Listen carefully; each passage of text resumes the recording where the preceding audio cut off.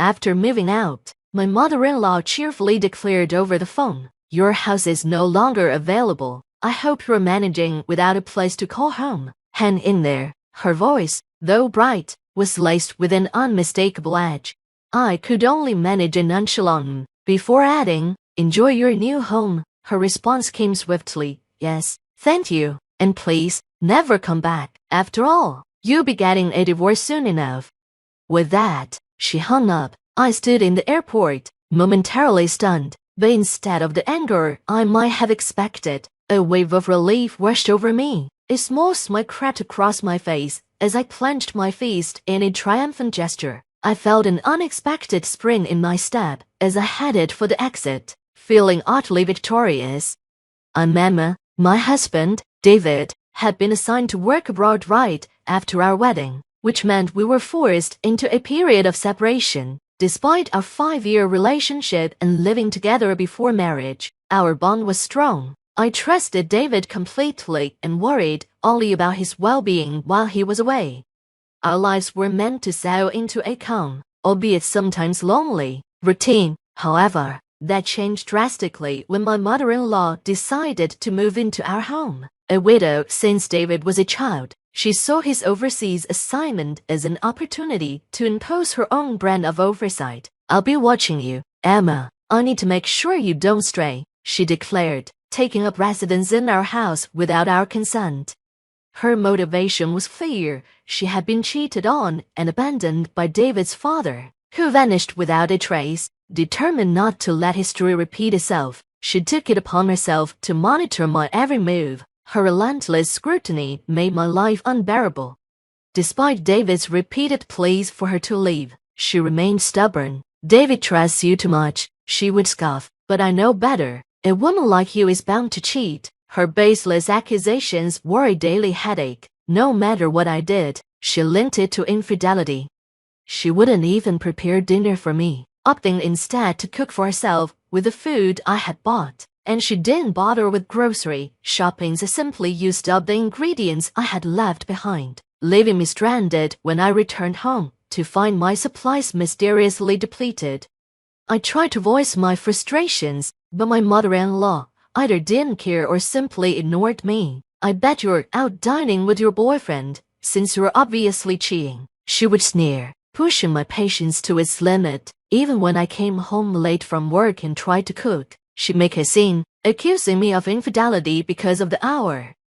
During my busy work periods, when late nights were routine, her constant accusations became unbearable. I was so stressed I felt physically ill. I begged her, "Please, just leave. I'm not cheating. I truly love David." Despite David's efforts to persuade her to leave, she remained adamant. "So you want me out that badly? You must be cheating, after all," she responded, her stubbornness infuriating me even more. One day off, I went out to meet a friend and, predictably, was accused of cheating once more. My mother-in-law seemed fixated on catching me, trailing me in the most conspicuous way. She hid behind lampposts and peered from behind our home's brick wall, making her presence known. I chose to ignore her antics as I met up with my friend Abby at a cafe. As we grumbled about the situation in low voices, a flash of light blinked intermittently. My mother-in-law was taking pictures of us. Abby, a close friend since our student days, noticed and asked suspiciously, "What's that?" I quickly reassured Abby, "No need to get involved. Let's just ignore her." Abby, with her pixie cut and edgy street fashion, looked so androgynous that I joked she might be mistaken for a man. This made Abby laugh heartily, enjoying the absurdity of the situation.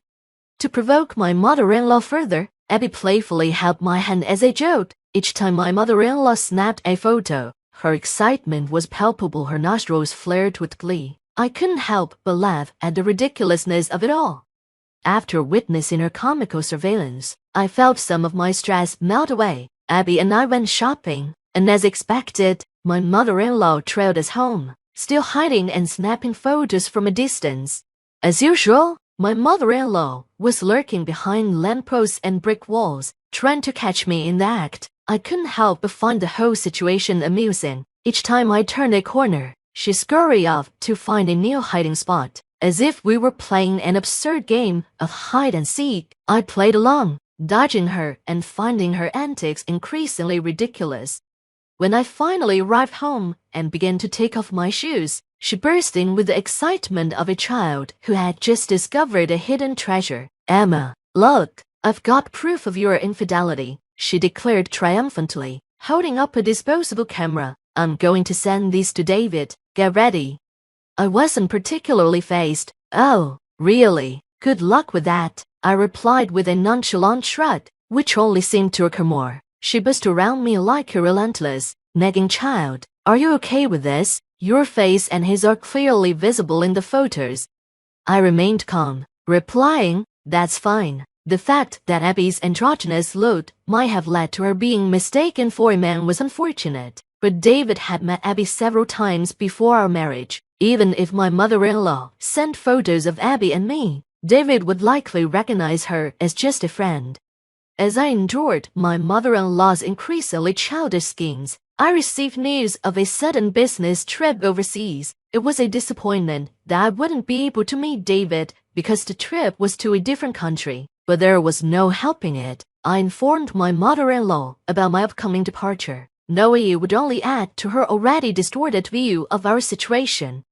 Though I hadn't asked for her opinion, my mother-in-law seemed to have turned my business trip into her own version of a romantic escapade. While I was busy preparing for the trip, she smirked and said, "It'll be a big problem if you come back pregnant from your little romantic getaway. David hasn't seen you in a while, so it won't be easy to pretend the baby is his."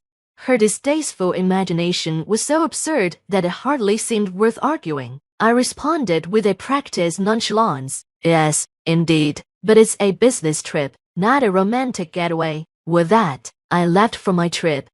The business trip was intense and non-stop, and the days passed in a blur. By the time I returned to the U.S., I was utterly exhausted. My boss, who had also been on the trip, was equally worn out and went straight home. I planned to buy some duty-free sweets before heading back, so I took a moment to rest on a bench. Just then, my phone rang. It was Abby calling with some surprising news.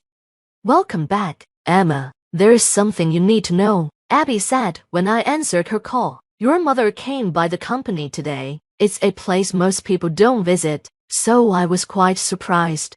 My blood started to boil at the thought of my mother-in-law showing up uninvited. Abby recounted how she had dealt with this situation and asked if she had been too harsh.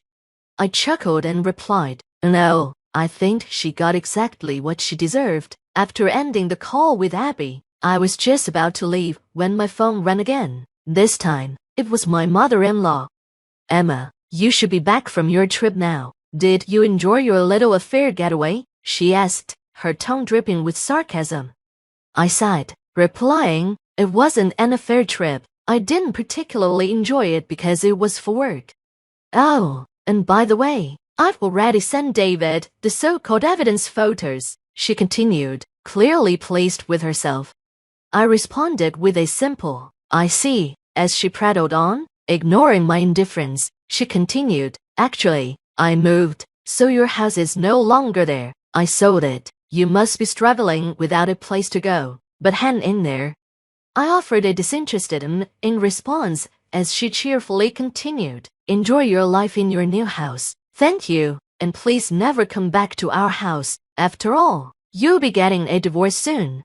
As my mother-in-law hung up, I stood in the airport for a moment, feeling not anger but a surprising sense of joy. I couldn't help but do a small fist pump, feeling a lightness in my step as I prepared to head home.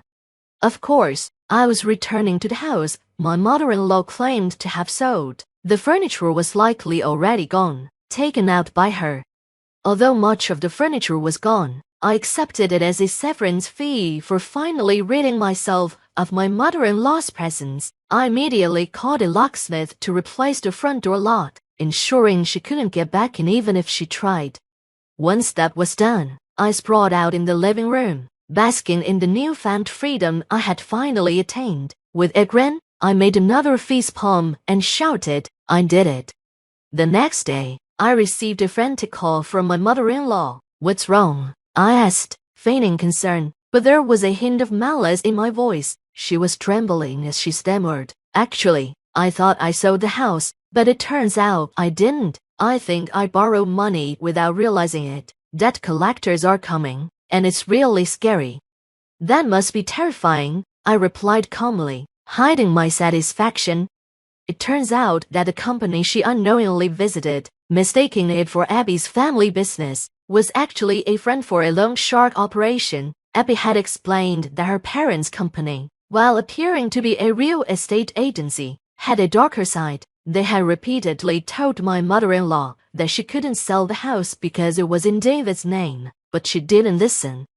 Desperate to sell, she ended up at the wrong company. In her haste, she signed a promissory note, thinking she was selling the house, but she was actually taking on a massive debt. The document obligated her to repay $1,000 every day. She managed to pay off the debt collectors for the first day, but she had no means to keep up with the payments. And now, she was crying to me for help. Please, Emma, you have to help me. The debt collectors are pounding on my door from dawn. It's terrifying I can't sleep, and I don't have any money left. I used to borrow money to buy a new house, so I don't even have any savings. Please, transfer $10,000 to my account every week until I've paid off the debt.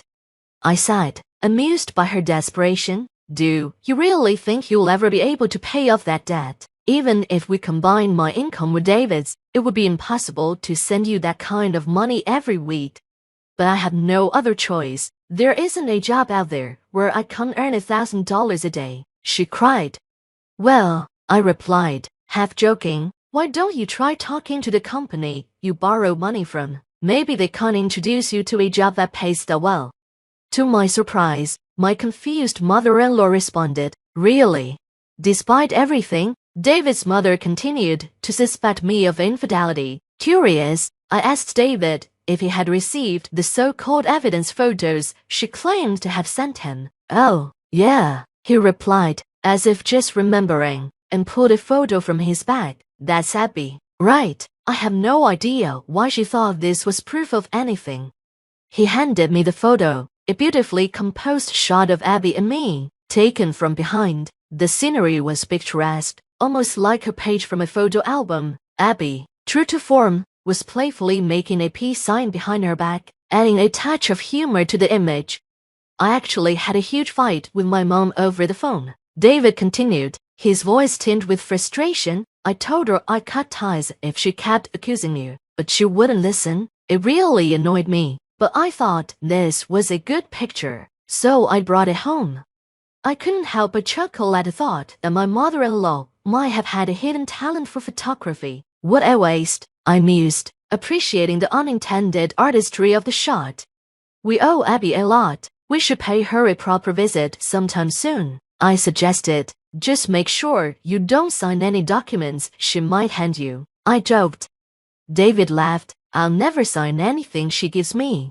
With that, David and I were finally able to settle into our life as a newlywed couple. Free from the shadow of his mother's suspicions, we didn't know what became of her after everything, but we suspected she was still doing hard labor somewhere in the States. We could probably find out if we asked Abby, but neither of us had any desire to track her down. Instead, we focused on our happiness. Soon after, I gave birth to our first child, and we spent our days basking in the bliss of our new family life. The leather-bound diary felt wrong in my hands, like holding someone else's secrets without permission. But Grandma Hazel had left it for me, tucked away in that old cedar chest she always kept locked. The key had arrived in yesterday's mail, 3 months after her funeral, with a note that simply read, "When you're ready, Audrey." I traced my fingers over the worn cover, sitting cross-legged on my bedroom floor.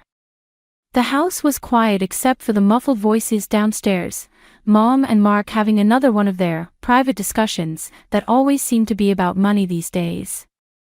"We can't keep pretending everything's fine," Mom's voice carried through the heating vent. "The bills are piling up, and..." "Linda, trust me," Mark cut in, his tone smooth as always. "Once we sort out Hazel's estate. That money is for Audrey's college fund," Mom snapped. We can't touch it. We're family. Family shares responsibilities. I clicked open the diary's brass clasp, my stomach churning. The pages were filled with Grandma's elegant handwriting, each entry dated meticulously. My eyes caught on a passage from 2 years ago. Mark isn't what he seems.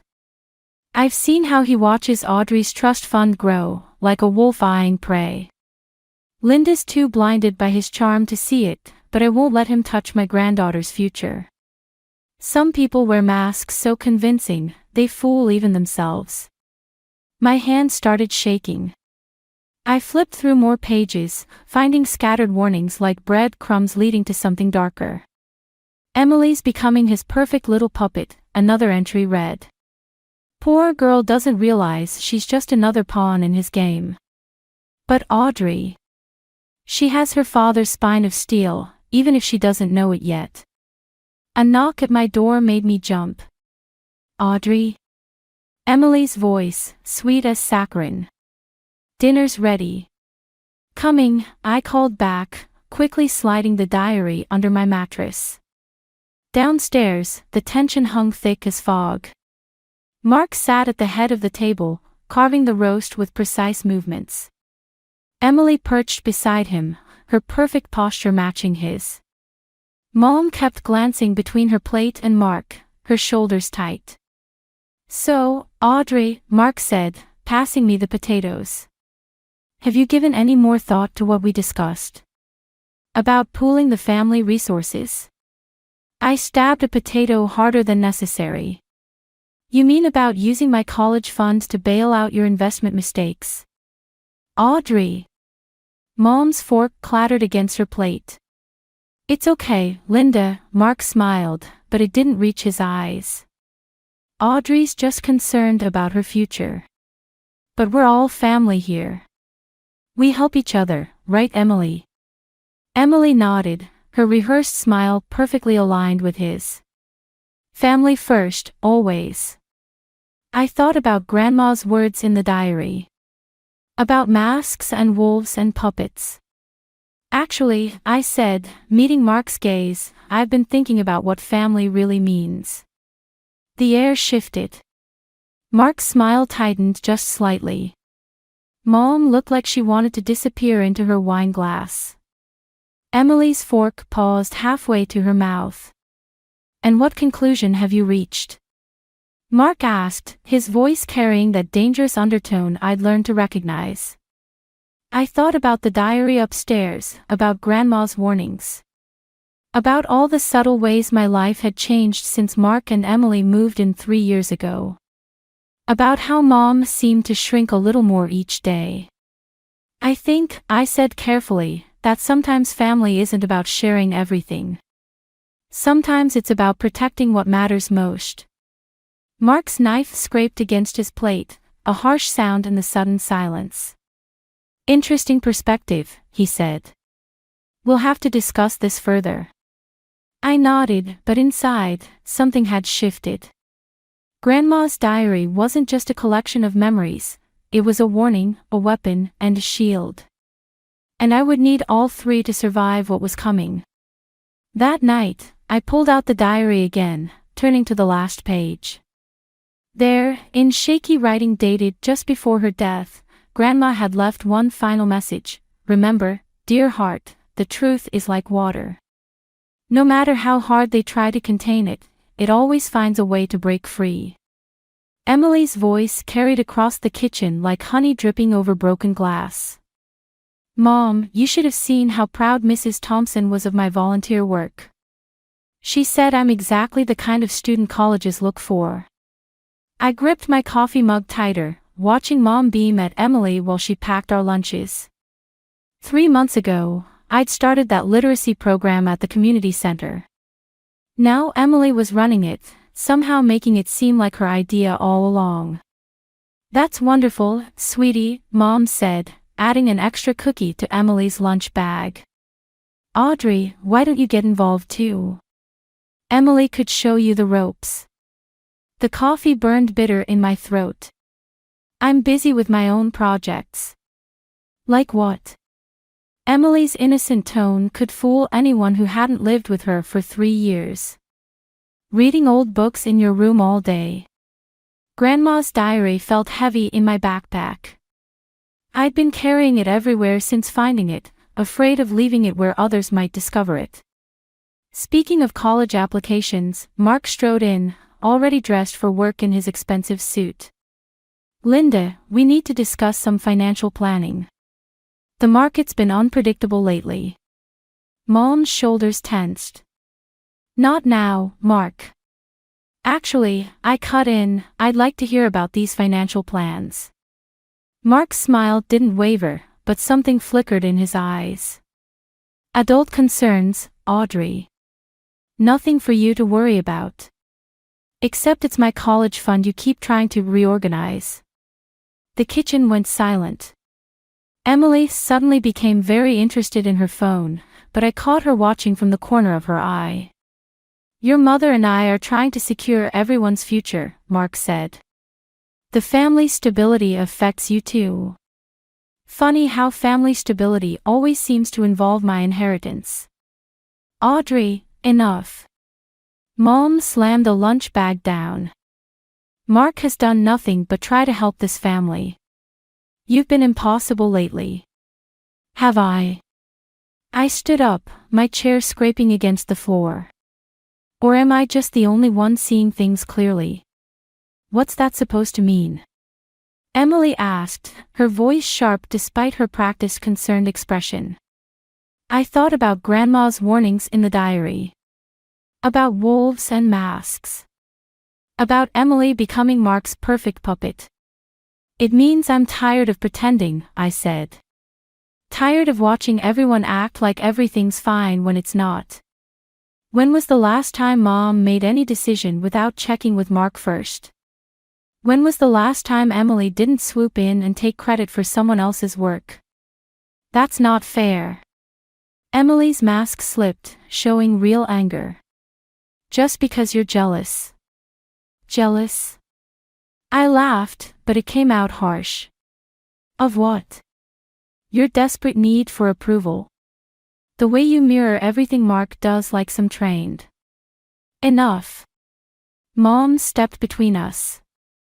Audrey, apologize to your sister right now.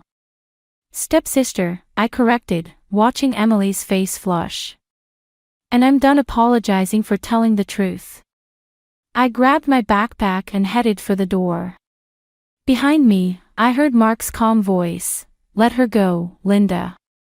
She'll come around once she realizes how childish she's being. Outside, my phone buzzed with a text from Chloe, coffee before class. 20 minutes later, I sat across from my best friend at our favorite cafe, spilling everything about the diary and the morning's confrontation. They're gaslighting you, Chloe said, stirring her latte. Classic manipulation tactics. Make you doubt yourself, make you look like the unreasonable one. I know. But Mom can't see it. Or won't see it. What are you going to do? I pulled out Grandma's diary, opening to a page I'd marked. There's something here about Mark's previous business ventures. Grandma was investigating him before she died. I think she left me breadcrumbs to follow. Be careful, Chloe warned. People like Mark don't like their secrets exposed. People like Mark don't expect 17-year-old girls to be threats, I said, remembering another of Grandma's entries. The best revenge is the one they never see coming. My phone lit up with a text from Mom, we need to talk when you get home. Let them think I'm just being difficult, I told Chloe, sliding the diary back into my bag. Let them think I'm the problem child who'll eventually fall in line. They have no idea what's coming. The papers scattered across my bedroom floor told a story Grandma Hazel had pieced together before her death. Bank statements, business records, newspaper clippings, all pointing to a pattern I couldn't ignore. Mark's previous business ventures had all ended the same way: bankruptcy filings, disappeared investments, ruined partners. You won't believe what I found, Chloe's voice crackled through my phone. Mark's old partner in Seattle. He lost everything. House, savings, even his marriage fell apart. I picked up a faded article showing a younger Mark shaking hands with a business partner. Let me guess, right after Mark got access to the company accounts. Exactly. And get this, his partner's daughter had a trust fund. Somehow, that vanished too. My stomach clenched. Through my open window, I heard Emily's laugh floating up from the backyard, where she was helping Mark with his precious rose garden. Always the perfect daughter, always in the right place at the right time. I need to check something, I told Chloe, ending the call. The family computer sat in Mark's home office. I wasn't supposed to be in here, but he and Emily were still outside, and Mom was at work. The password was easy, Emily's birthday, because Mark's ego wouldn't let him imagine anyone outsmarting him. Bank statements filled the screen. My college fund had been steady for years, built from Dad's life insurance and Grandma's careful investments. But recent transactions showed small withdrawals, carefully timed and disguised as administrative fees. Looking for something. I spun around. Emily stood in the doorway, garden shears still in hand. Funny, I said, I was about to ask you the same thing. Dad won't like you snooping. Your dad won't like a lot of things I'm about to do. Emily stepped into the office, closing the door behind her. For once, her perfect pose slipped. You don't understand. He's trying to protect us. Protect us. By stealing my college fund. It's not stealing if it's family. She sounded like she was reciting a line she'd heard 1,000 times. We need that money. Dad's investments failed. Like all his others. I turned the screen toward her. Like what happened in Seattle. Emily's face went pale. How did you? Grandma knew. She left me everything I needed to expose him. You can't. Real fear crept into her voice. He'll lose everything. We'll lose everything. You mean you'll lose your perfect little life? Your chance to be Daddy's favorite? You think I want this? Emily's mask cracked completely. You think I enjoy playing this role? He'll destroy us if we don't play along. Ask my real mom how that worked out for her. That stopped me cold. What? Why do you think I try so hard to be perfect? Her hands trembled around the garden shears. I watched him systematically destroy my mother when she tried to stand up to him. Now she can barely hold down a job, and everyone thinks she's crazy. The office door opened. Mark stood there, his garden smile still in place. Girls? Everything okay in here? Emily's mask snapped back on instantly. Just showing Audrey those college brochures, Dad. How thoughtful. His eyes locked onto the computer screen. Though it seems Audrey's found something else to research. Just doing some financial planning, I said, matching his tone. Lots to consider about my future. Indeed. He stepped aside, gesturing toward the door. Emily, your mother needs help with dinner. Audrey, a word. Emily shot me a look I couldn't quite read before slipping out. Mark closed the door. You're so much like your grandmother, he said, his voice soft. She never could leave well enough alone either. Is that why she died so suddenly? His smile didn't waver. Careful, Audrey. Some accusations can't be taken back. Some actions can't either. He leaned against his desk, studying me. You have two choices. Work with this family, or work against it. But remember, you're 17. No one will believe you over a respected businessman. Ask Emily's mother how that works out. I stood up, my heart pounding but my voice steady. You're right about one thing. I am like my grandmother. And she left me more than just her diary. For the first time, I saw uncertainty flicker across Mark's face. I walked out, but his words followed me, along with Emily's warning. I had the evidence, but using it would destroy more than just Mark. The question was, how many casualties was I willing to risk in my pursuit of justice? The cemetery was empty except for the groundskeeper in the distance, methodically trimming around headstones. I knelt before Grandma Hazel's grave, placing fresh lavender, her favorite, against the cold marble. I found Emily's mom, I said quietly, as if Grandma could hear. She's working at a diner in Portland.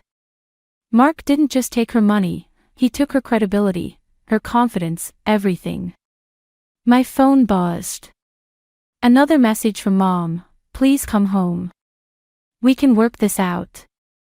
I switched it off, pulling out the diary instead. A folded paper slipped from between its pages, a letter I hadn't noticed before, dated just weeks before Grandma's death. My dearest Audrey. If you're reading this, you've discovered what Mark really is. But be careful, revenge isn't a straight line. It's a labyrinth, and the monster at its center isn't always who we think it is. The sound of footsteps on grass made me turn. Chloe approached, carrying 2 coffee cups. Thought I'd find you here, she said, handing me one. Emily called. I stiffened. What did she want? To warn you. Mark's meeting with the bank tomorrow about your trust fund. He's got papers with your mom's signature. The coffee turned bitter in my mouth. That's impossible. She wouldn't. She did. Emily's voice came from behind us. She stood there, looking smaller somehow without her usual perfect posture. I saw her sign them last night. He convinced her it was the only way to keep the family together. There is no family, I said. Just Mark's latest victims. Emily sat on the grass beside me, not caring about her expensive jeans. I talked to my mom yesterday. First time in 3 years. That made me look at her. What? After what you said, I needed to know the truth. God, Audrey, the things he did to her. The ways he twisted everything until she doubted her own sanity. Emily's hands shook. She told me about the others too. Not just business partners, families. He destroys entire families. Why are you telling me this now? Because he's not just after your college fund anymore. The bank's investigating some irregularities. He needs a bigger cover story. Emily met my eyes. He's going to say Grandma Hazel was senile at the end. That she made irrational financial decisions. He's already got doctor's statements ready. The world tilted sideways. He's going to destroy her reputation. Unless you sign over everything willingly. Emily pulled out a folder. These are the real documents he doesn't want found. Bank transfers, forged signatures, everything. I took them from his safe when he was showering. Chloe whistled softly. That's enough to put him away for years. Or enough to get someone killed, I said, remembering Grandma's letter. The monster at the center of the labyrinth. He's got Mom completely convinced, Emily continued. She'll testify about Hazel's mental state if he asks. She doesn't even realize what she's doing anymore. I traced Grandma's name on the headstone. What about you? These documents implicate you too. I know. Emily's voice cracked. But maybe that's my punishment for playing along for so long. For helping him hurt people like my mom. The groundskeeper was getting closer, his trimmer buzzing methodically. Each headstone he passed was like another second ticking down. We need to be smart about this, I said.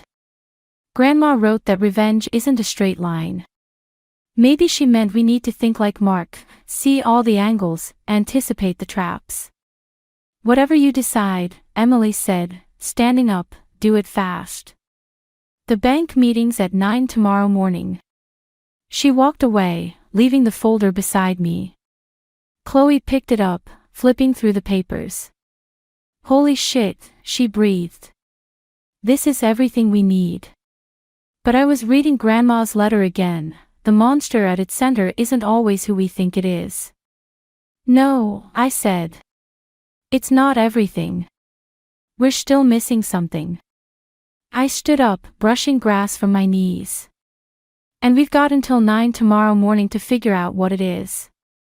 The groundskeeper reached the next row of graves, his trimmer cutting through overgrown grass with mechanical precision. Like Mark, methodically clearing away anything that didn't fit his perfect picture. But sometimes, I thought, what survives in those wild, overlooked spaces is exactly what you need to bring the whole system down. 8 hours before the bank meeting, I stood in my bedroom, staring at the walls covered with photos and memories. Mom appeared in the doorway, her face drawn with exhaustion. The papers are ready, she said. Mark just needs your signature. I kept packing my backpack with essentials, clothes, documents, Grandma's diary. Did you even read what you signed? Of course I did. She stepped inside, touching a photo of us at the beach, years ago. This is about protecting our family. No, it's about protecting Mark.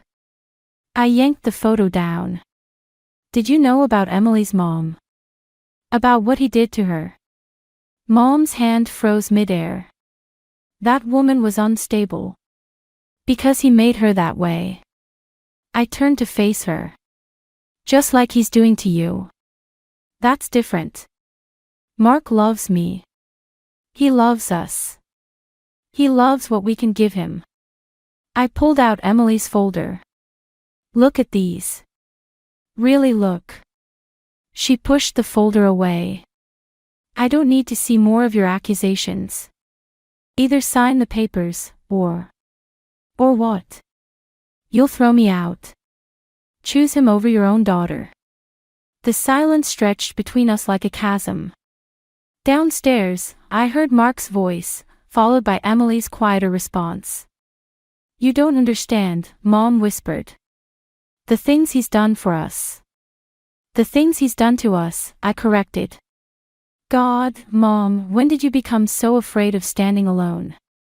Her face hardened. You sound just like your father, always thinking you know better than everyone else. Look where that got him. The words hit like a slap. Dad had died trying to expose corruption at his company. The official report said car accident, but Grandma never believed it. Mark's waiting downstairs, Mom said. This ends tonight, one way or another. I shouldered my backpack. You're right about that. The living room felt like a courtroom. Mark sat in his armchair like a judge, papers spread on the coffee table. Emily perched on the couch, not meeting my eyes. Audrey, Mark smiled. Let's put this unpleasantness behind us. I dropped Emily's folder on top of his papers. Like you did with Emily's mom. His smile didn't waver, but something cold flickered in his eyes. Emily, perhaps you should go to your room. She stays, I said. She's part of this too. Part of what? He leaned forward. Your ridiculous conspiracy theories. Your grandmother's paranoid delusions. My grandmother was protecting me from you. I pulled out my phone, showing the screen. Just like Emily's mom tried to protect her. She recorded everything, by the way. Our whole conversation yesterday. Interesting stuff about document forgery and witness manipulation. Mark's facade cracked slightly. Emily made a small sound, somewhere between a gasp and a whimper. Linda, Mark's voice hardened. Control your daughter. Mom stepped forward, but stopped when I held up my hand. Here's what's going to happen, I said, surprised by how steady my voice was. I'm leaving. You can keep your forged papers and your lies. But if anything happens to Grandma's reputation, if you try to touch my inheritance. If you so much as breathe wrong in my direction, everything comes out.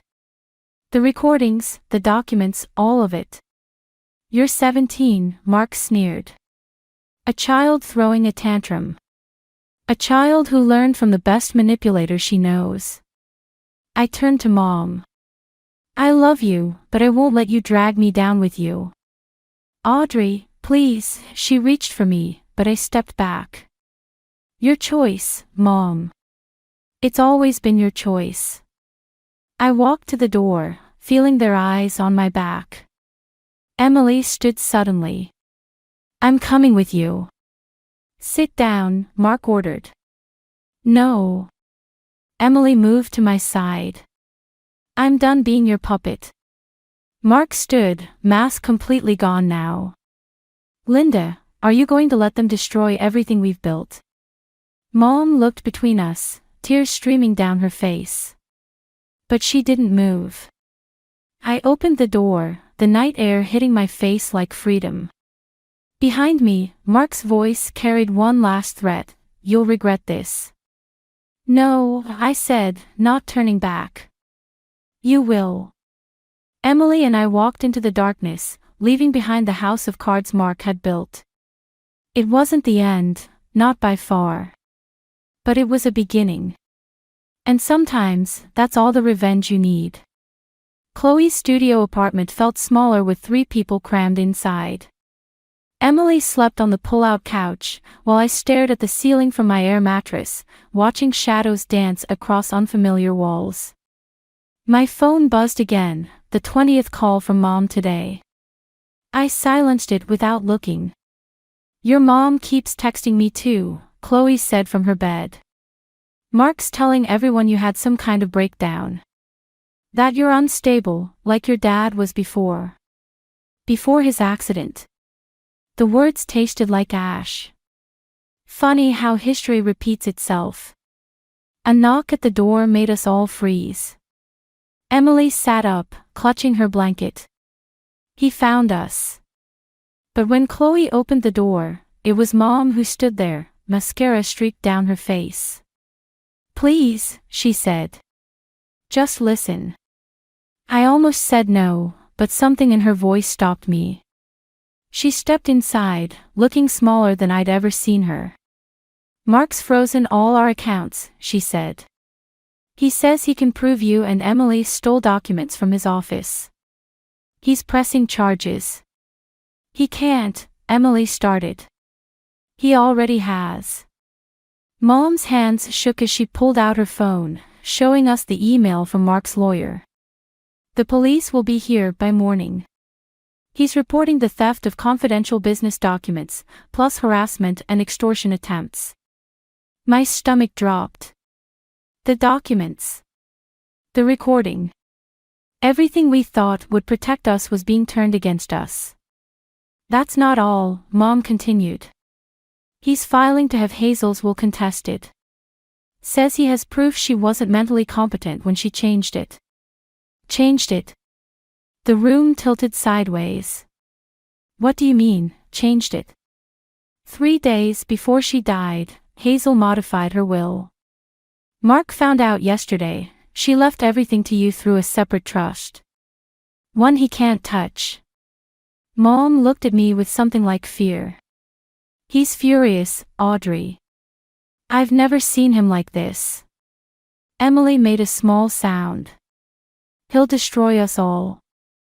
No, I said, but my voice lacked conviction. We have evidence. Evidence that's now stolen property, Chloe pointed out. He's framing you for corporate espionage. That's federal charges. My phone buzzed again.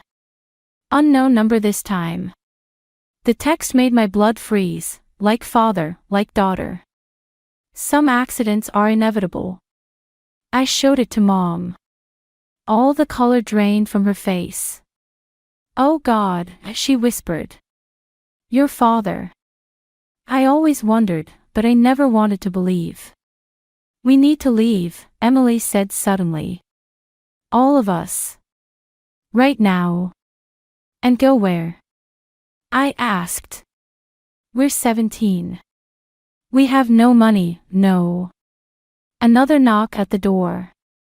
Harder this time. Police. Open up. Emily grabbed her bag. Chloe pointed to the fire escape. Mom stood paralyzed. Mom, I grabbed her arm. Come with us. She pulled away. I can't. He'll find us. He always finds. The door shuddered under another knock. Last chance. Open up. Mom pushed me toward the window. Go. I'll stall them. Mom. Please, she said. Let me protect you this one time. I heard the door starting to give way as Chloe helped Emily onto the fire escape. The metal creaked under our feet as we climbed down, Mom's voice drifting from above, "Officers, thank goodness you're here." We ran through back alleys, the sound of sirens growing distant. My phone buzzed one last time, another unknown number. Running only makes you look guilty. Ask your father how that worked out. 3 teenage girls with no money, no plan, and a powerful man determined to destroy us. Everything we tried to use against Mark had become a weapon in his hands. Even Grandma's final gift, the changed will, had only made things worse. What do we do now? Emily asked, her voice small in the darkness. I touched Grandma's diary in my pocket, thinking about her words. The monster at its center isn't always who we think it is. We'd been playing Mark's game all along, trying to beat him at manipulation and threats. Maybe that was our mistake. We stop running, I said. We stop hiding. And we do the one thing Mark never expects his victims to do. What's that? We fight in the open. Where everyone can see. But as police sirens wailed in the distance, I wondered if we'd live long enough to see morning. The local news station's lobby felt too bright, too exposed. I clutched Grandma's diary while Emily paced beside me, both of us watching the entrance for any sign of Mark. He'll try to stop us, Emily said. That's what we're counting on. The morning news was already playing on the lobby TV. Mark's face filled the screen, his practiced concerned father expression perfect as he spoke about his troubled stepdaughter. Her mental health issues, her dangerous delusions.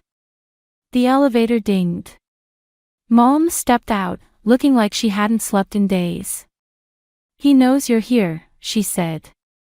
He's on his way. Good. I handed her the diary. Everything's marked. Dad's accident, Emily's mom, all of it. The real documents are already uploaded to 3 different cloud servers. The lobby doors burst open. Mark strode in, flanked by 2 lawyers. His smile didn't quite mask the rage in his eyes. Audrey, Emily, thank God. He moved toward us, arms open. We've been so worried. Save it, I said. The reporter's waiting upstairs. She's very interested in hearing about your investment strategies. His smile tightened. You really want to do this? Destroy your mother's marriage. Emily's future. All because of some teenage rebellion. No, Emily stepped forward. Because of what you did to my mother. To Audrey's father. To everyone who ever trusted you. Linda, Mark turned to Mom. Control your daughters. They're not property to control, Mom said quietly. I see that now. The elevator dinged again. A woman with a press badge stepped out, followed by a camera crew. And behind them, my heart stopped, Emily's mother, Catherine. Mark's facade cracked. Catherine. You. Hello, Mark. Her voice shook slightly, but she stood straight. The reporter wants to hear about our marriage. About how you convinced everyone I was crazy when I discovered your embezzlement schemes. You were unstable. The only unstable thing, I cut in, was your house of cards. And now everyone gets to watch it fall. Mark moved faster than I expected, grabbing for the diary in Mom's hands. But Emily was faster, stepping between them. Touch her, Emily said, and I'll add a salt to the story. The camera was rolling now. Mark's perfect mask slipped completely, showing the desperation beneath. You ungrateful little, he reached for Emily. Mark Davidson. A new voice. 2 FBI agents emerged from the stairwell. We'd like to discuss some irregularities in your investment records. Everything happened at once. Mark lunged for the exit. The agents moved to intercept. Mom opened the diary to the marked pages, hands steady as she read aloud the details of years of manipulation and fraud. Wait, I called as the agents cuffed Mark. There's one more thing. I approached him, keeping just out of reach. Grandma knew what you were planning. She knew you'd try to destroy her reputation to get control of the trust fund. That's why she left a video testimony with her lawyer, detailing everything she discovered about you. Including what really happened to my father. The color drained from his face. For the first time, I saw real fear in his eyes. You're just like your father, he spat. Always thinking you're smarter than everyone else. No, I said. I'm like my grandmother. I learned to play the long game. As the agents led him away, Emily collapsed into her mother's arms. Mom stood frozen, watching her marriage dissolve in front of rolling cameras. Was there really a video? Chloe whispered. No, I said quietly. But he'll confess everything trying to prove there isn't one. That's what Grandma meant about the monster in the labyrinth. Sometimes the best trap is the one they build themselves.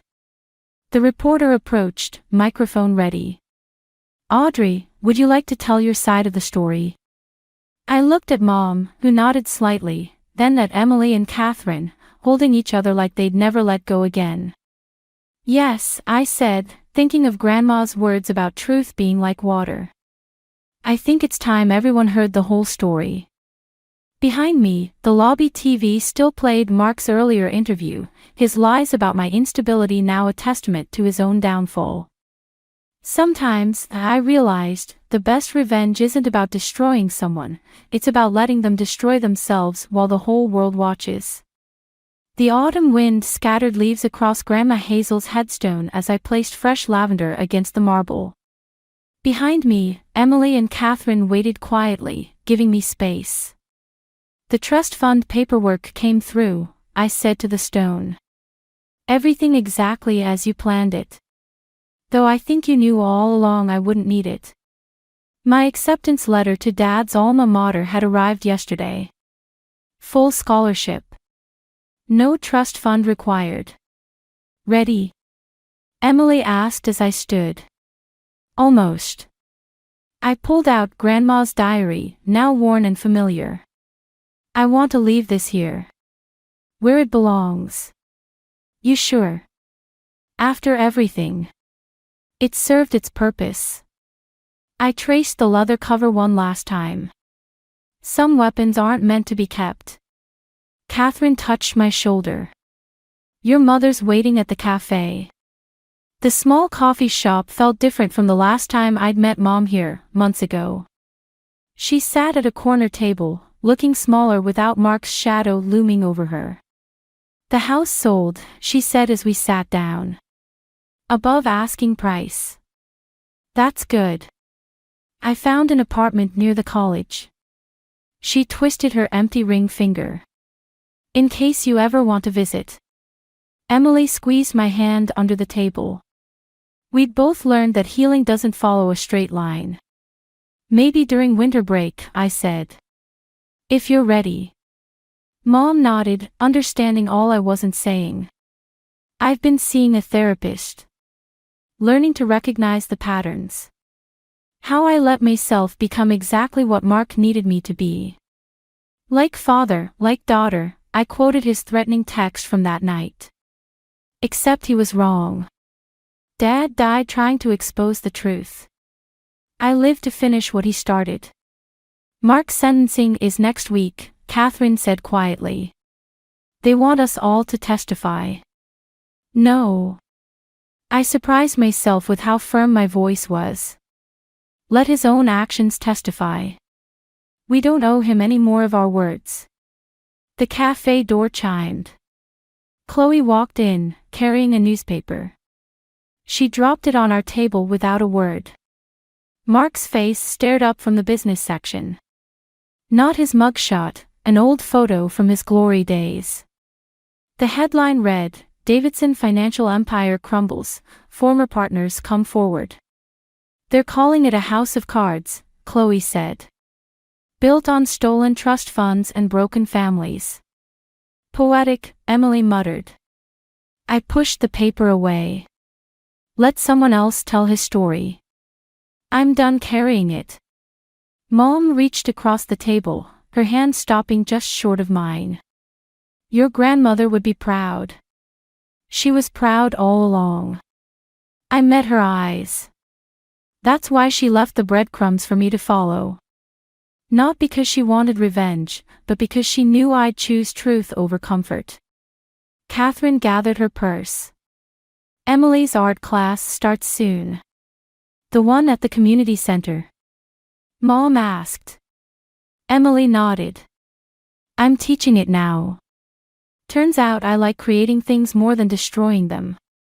We stood to leave, but Mom caught my arm. Audrey? That night, when you said I had a choice. You were right.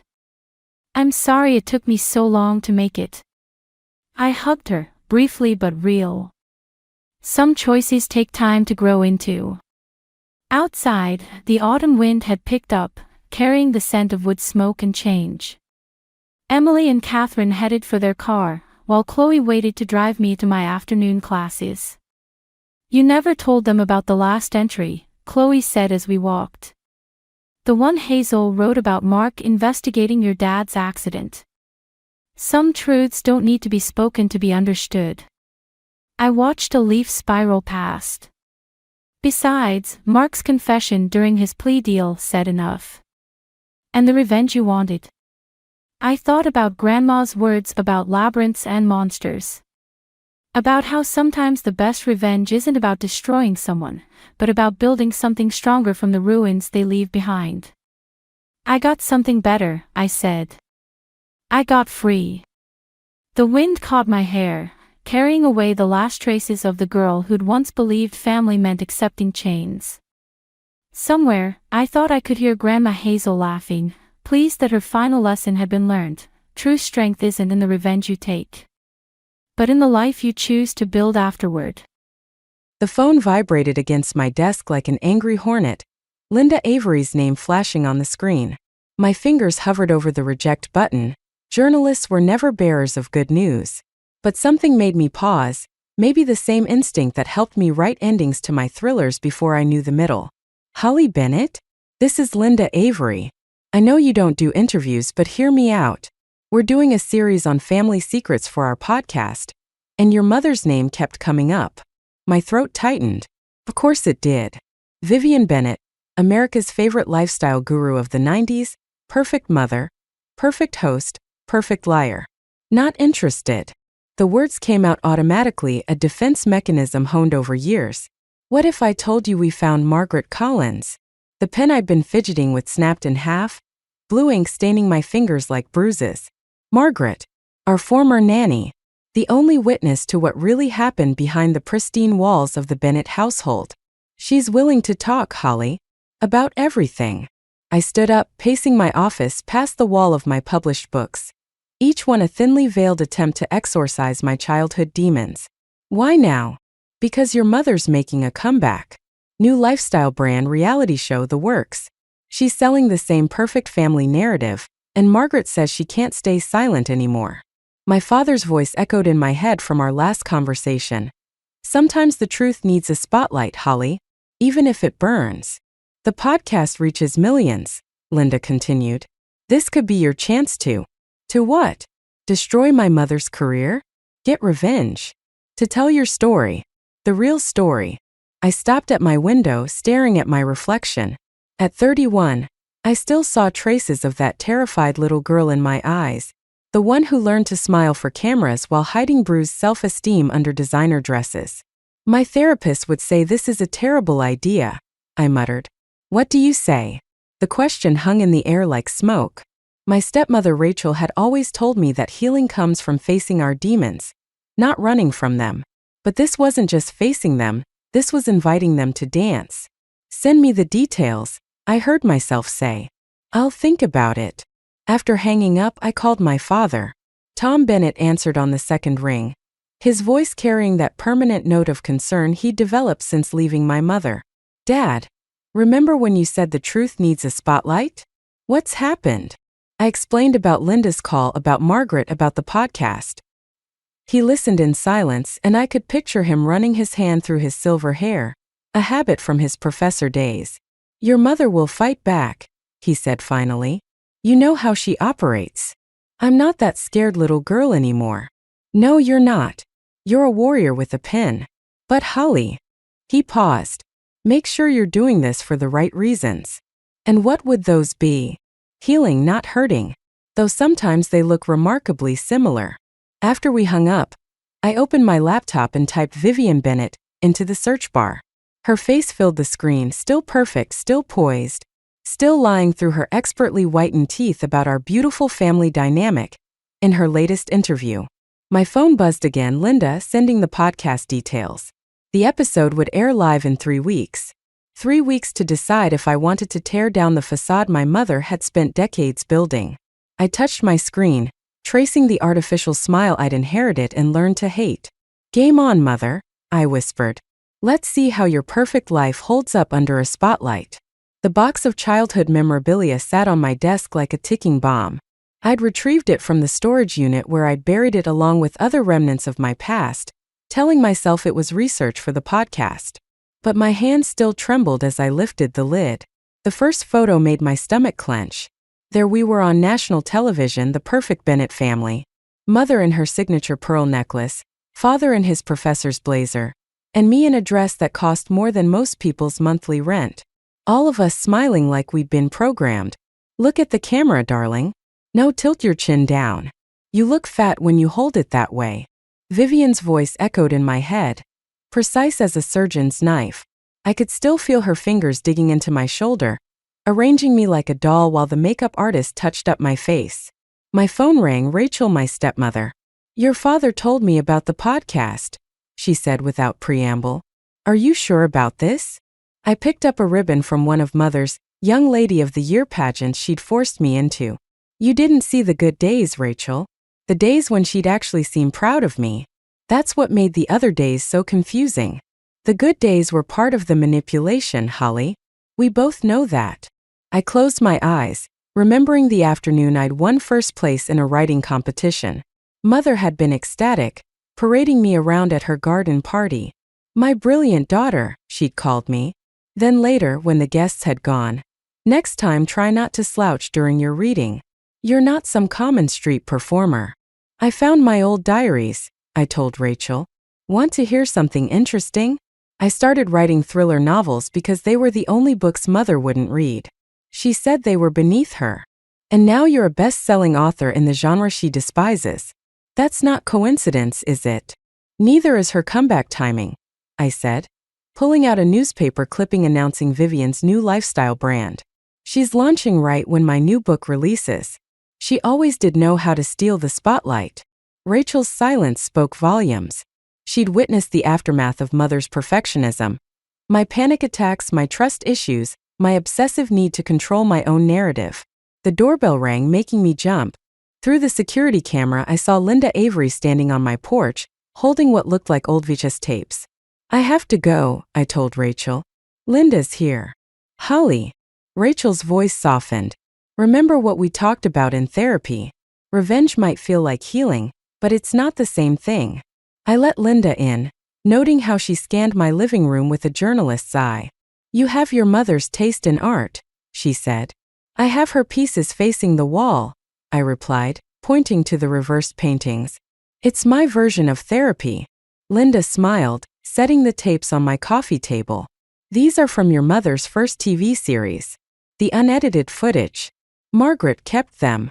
My heart stuttered. Why would she? Insurance, maybe? Protection?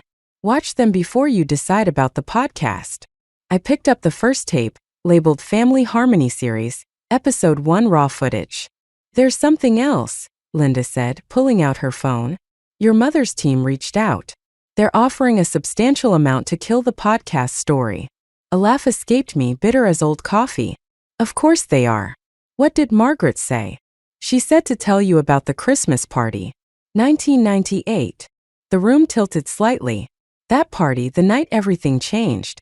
The night I found Mother in her study, shredding what I now knew were Father's letters. The night she'd looked at me with such cold fury that I'd started plotting my escape. Tell Margaret I'll do the podcast, I said, my voice steadier than I felt. But first, I need to watch these tapes. Linda nodded, heading for the door. One more thing. Your mother's launching her brand with a mother-daughter cooking show. She's been hinting to the press that you might appear as a guest. The audacity of it hit me like a physical blow. After 15 years of silence, she thought she could just script me back into her perfect family narrative? I turned to the wall of reversed paintings. Time to face forward, I whispered, reaching for the first frame. The VS footage flickered to life on my TV screen, grainy but clear enough to make my hands shake. Behind the scenes of Mother's famous Christmas special, 1998. The camera caught what the audience never saw. Mother grabbing my arm between takes, her manicured nails digging into my skin. Margaret, could you fix Holly's hair? She looks like she's been dragged through a hedge. Mother's voice, honey sweet for the crew, poison underneath. The doorbell rang, jolting me from the memory. Margaret Collins stood on my doorstep, 15 years older but still wearing that same concerned expression. You shouldn't watch those alone, she said, stepping inside. Her eyes found the paused image on the screen. That episode. I almost quit that night. Why didn't you? Because of what I found in your mother's study afterward. Margaret sat down, her hands clasped tightly in her lap. The letters from your father. My throat constricted. What letters? She reached into her bag, pulling out a bundle tied with faded ribbon. I made copies before she burned them. Your father wrote to you every week after the divorce. Not just Christmas and birthdays like she told you. The paper felt fragile in my hands. Dad's familiar handwriting swimming before my eyes. Dear Holly Bear, one began, using his old nickname for me. I miss you more each day. Your mother says you're too busy with pageants to visit, but I'll keep trying. There's more, Margaret said softly.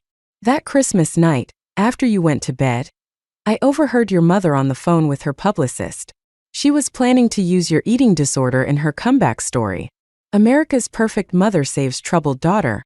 That was the pitch. The room tilted sideways. I'd never told anyone about those dark months, about the ways I tried to gain control when everything else felt chaos. My phone buzzed, a text from Linda. Vivian just announced her new show. She's using old footage of you too. Check social media. My hand shook as I pulled up the video. There we were, cooking together in our matching aprons, looking like the perfect mother-daughter duo. The caption read, "Coming soon. Cooking with the Bennetts. A story of family, forgiveness, and finding our way back to each other." She's using me again, I whispered, without even asking. Holly. Margaret's voice was gentle but firm. There's something else you need to know about your mother. Something I witnessed the night your father left. But before she could continue, my phone rang. Dad's number. Have you seen it? He asked, his voice tight with anger. She's manipulating the narrative again, sweetheart. But there's something you should know before you do this podcast. What is it? The real reason I left. It wasn't just the divorce. Your mother. She threatened to destroy my career if I fought for custody. Said she'd tell the university board about affairs I never had, students I'd supposedly harassed. She knew they'd believe her. America's Perfect Mother versus a nobody professor. The truth hit like a physical blow. All those years thinking Dad had chosen his new life over me when really, there's more, he continued. Rachel found something in our old house when we were cleaning out the attic. Medical records. Your mother's psychiatric evaluations from before you were born. They diagnose her with A sharp knock at my door cut him off. Through the security camera I saw her, Vivian Bennett herself, perfectly coiffed, camera ready as always. "Holly, darling." Her voice carried through the door. "We need to talk about this little podcast situation. I have a proposition that could benefit us both." Margaret grabbed my arm, her face pale. "Don't open it. You're not ready for her yet. Not until you know everything." I stood frozen between the door and the TV screen, still showing that long-ago Christmas, caught between past and present, between the scared little girl I was and the woman I'd become. "Holly." Mother's voice again, sweet as arsenic. "Don't make me handle this publicly, darling. You know how that always ends." I looked at Margaret, at the letters in my hands, at the paused image of Mother's perfectly masked cruelty. "Actually," I called back, my voice steadier than I felt, "I think it's exactly time we handled this publicly." Dr. Samuel Avery's office felt smaller than usual, the walls pressing in as I paced between his leather chair and the window. The psychiatric records from Dad lay open on the coffee table between us, each page a new revelation about Mother's past. "Sit down, Holly," Dr. Avery said, his voice steady. "You're making me dizzy. Did you know?" I spun to face him. "When Linda first approached me about the podcast, did you know your wife was investigating my mother?" He adjusted his glasses, a tell I'd learned meant he was choosing his words carefully. Doctor-patient confidentiality works both ways. "I couldn't tell Linda about you, just as I can't tell you about your mother's sessions with me 15 years ago." The floor seemed to tilt beneath my feet. "She was your patient?" "Holly." All those times I talked about her, spilled my guts about the emotional manipulation, the hidden letters, the eating disorder. "You knew her version already." He leaned forward, hands clasped. "Which is exactly why I referred you to another therapist back then. But you insisted on staying." A laugh escaped me, bitter and sharp. "Because you were the only therapist who seemed to truly understand what she was capable of." God, what an idiot I've been. "You're angry. That's valid. But ask yourself, is this anger about my past with your mother? Or about what you found in those records?" The diagnosis swam before my eyes. Narcissistic personality disorder with histrionic features. Documented cases of manipulation and emotional abuse in her own childhood. A pattern repeating itself through generations. My phone buzzed, another message from Mother, her third today. "The network loves the idea of us co-hosting. Think of the healing narrative, darling. We could help so many other mothers and daughters." "She's trying to control the story again," I said, showing Dr. Avery the message. "Using my pain to rebuild her brand." "And you're not doing the same with this podcast?" The question hit like a slap. Before I could respond, his office door opened. Linda stood there, face pale. "Sorry to interrupt, but Holly needs to see this." She held up her tablet, showing a live stream of Mother on a morning show. "My daughter and I have had our struggles," Mother was saying, dabbing at perfectly dry eyes with a tissue. Her father's abandonment affected her deeply, led to some serious issues with food and attention-seeking behavior. "But I'm hoping this show will help us heal." The tablet clattered to the floor as my legs gave out. Dr. Avery caught my arm, guiding me to the chair. "She's using my eating disorder," I whispered. "Just like Margaret said she would." "There's more," Linda said quietly. "The network wants both sides of the story. They're offering you a segment tomorrow morning." Dr. Avery's phone lit up, Rachel's number. He answered on speaker. "Holly's with you." Her voice was urgent. "Don't let her do the morning show." I found something else in the attic. Videos Vivian took of Holly as a teenager. She's been editing them, making it look like. Like what? Like Holly was unstable, violent. She's building a defense, Samuel. In case Holly goes public with the truth. The room spun as another piece clicked into place. "The psychiatric records," I said. "She wanted me to find them. To see that mental illness runs in the family. She's discrediting me before I can expose her." "Holly." Dr. Avery's voice cut through my rising panic. "Whatever you decide about tomorrow, remember. She's expecting you to react exactly as she's trained you to. The question is, are you still that scared little girl?" I stood up, legs steadier now, anger burning through the fear. "No. I'm a writer. And it's time to tell my story my way." "Even if it means burning every bridge?" Linda asked. I thought of the letters from Dad, of Margaret's testimony, of the unedited footage showing Mother's true nature. Some bridges, I said, deserve to burn. My phone buzzed one final time. Mother again. Last chance, darling. Choose carefully. I deleted the message without reading further. The time for careful choices was over. The morning show's green room felt like a cage. Through the monitor, I watched Mother charming the hosts, her practiced laugh tinkling like broken glass. My segment would follow hers, separate interviews, her choice. Always maintaining control. Linda burst in, clutching her phone. You need to see this. Now. She pulled up an email from an anonymous source. Footage from Mother's upcoming show pilot. But instead of cooking segments, there were carefully edited clips of me. Age 16, screaming during one of our fights. 17, throwing a book across my bedroom.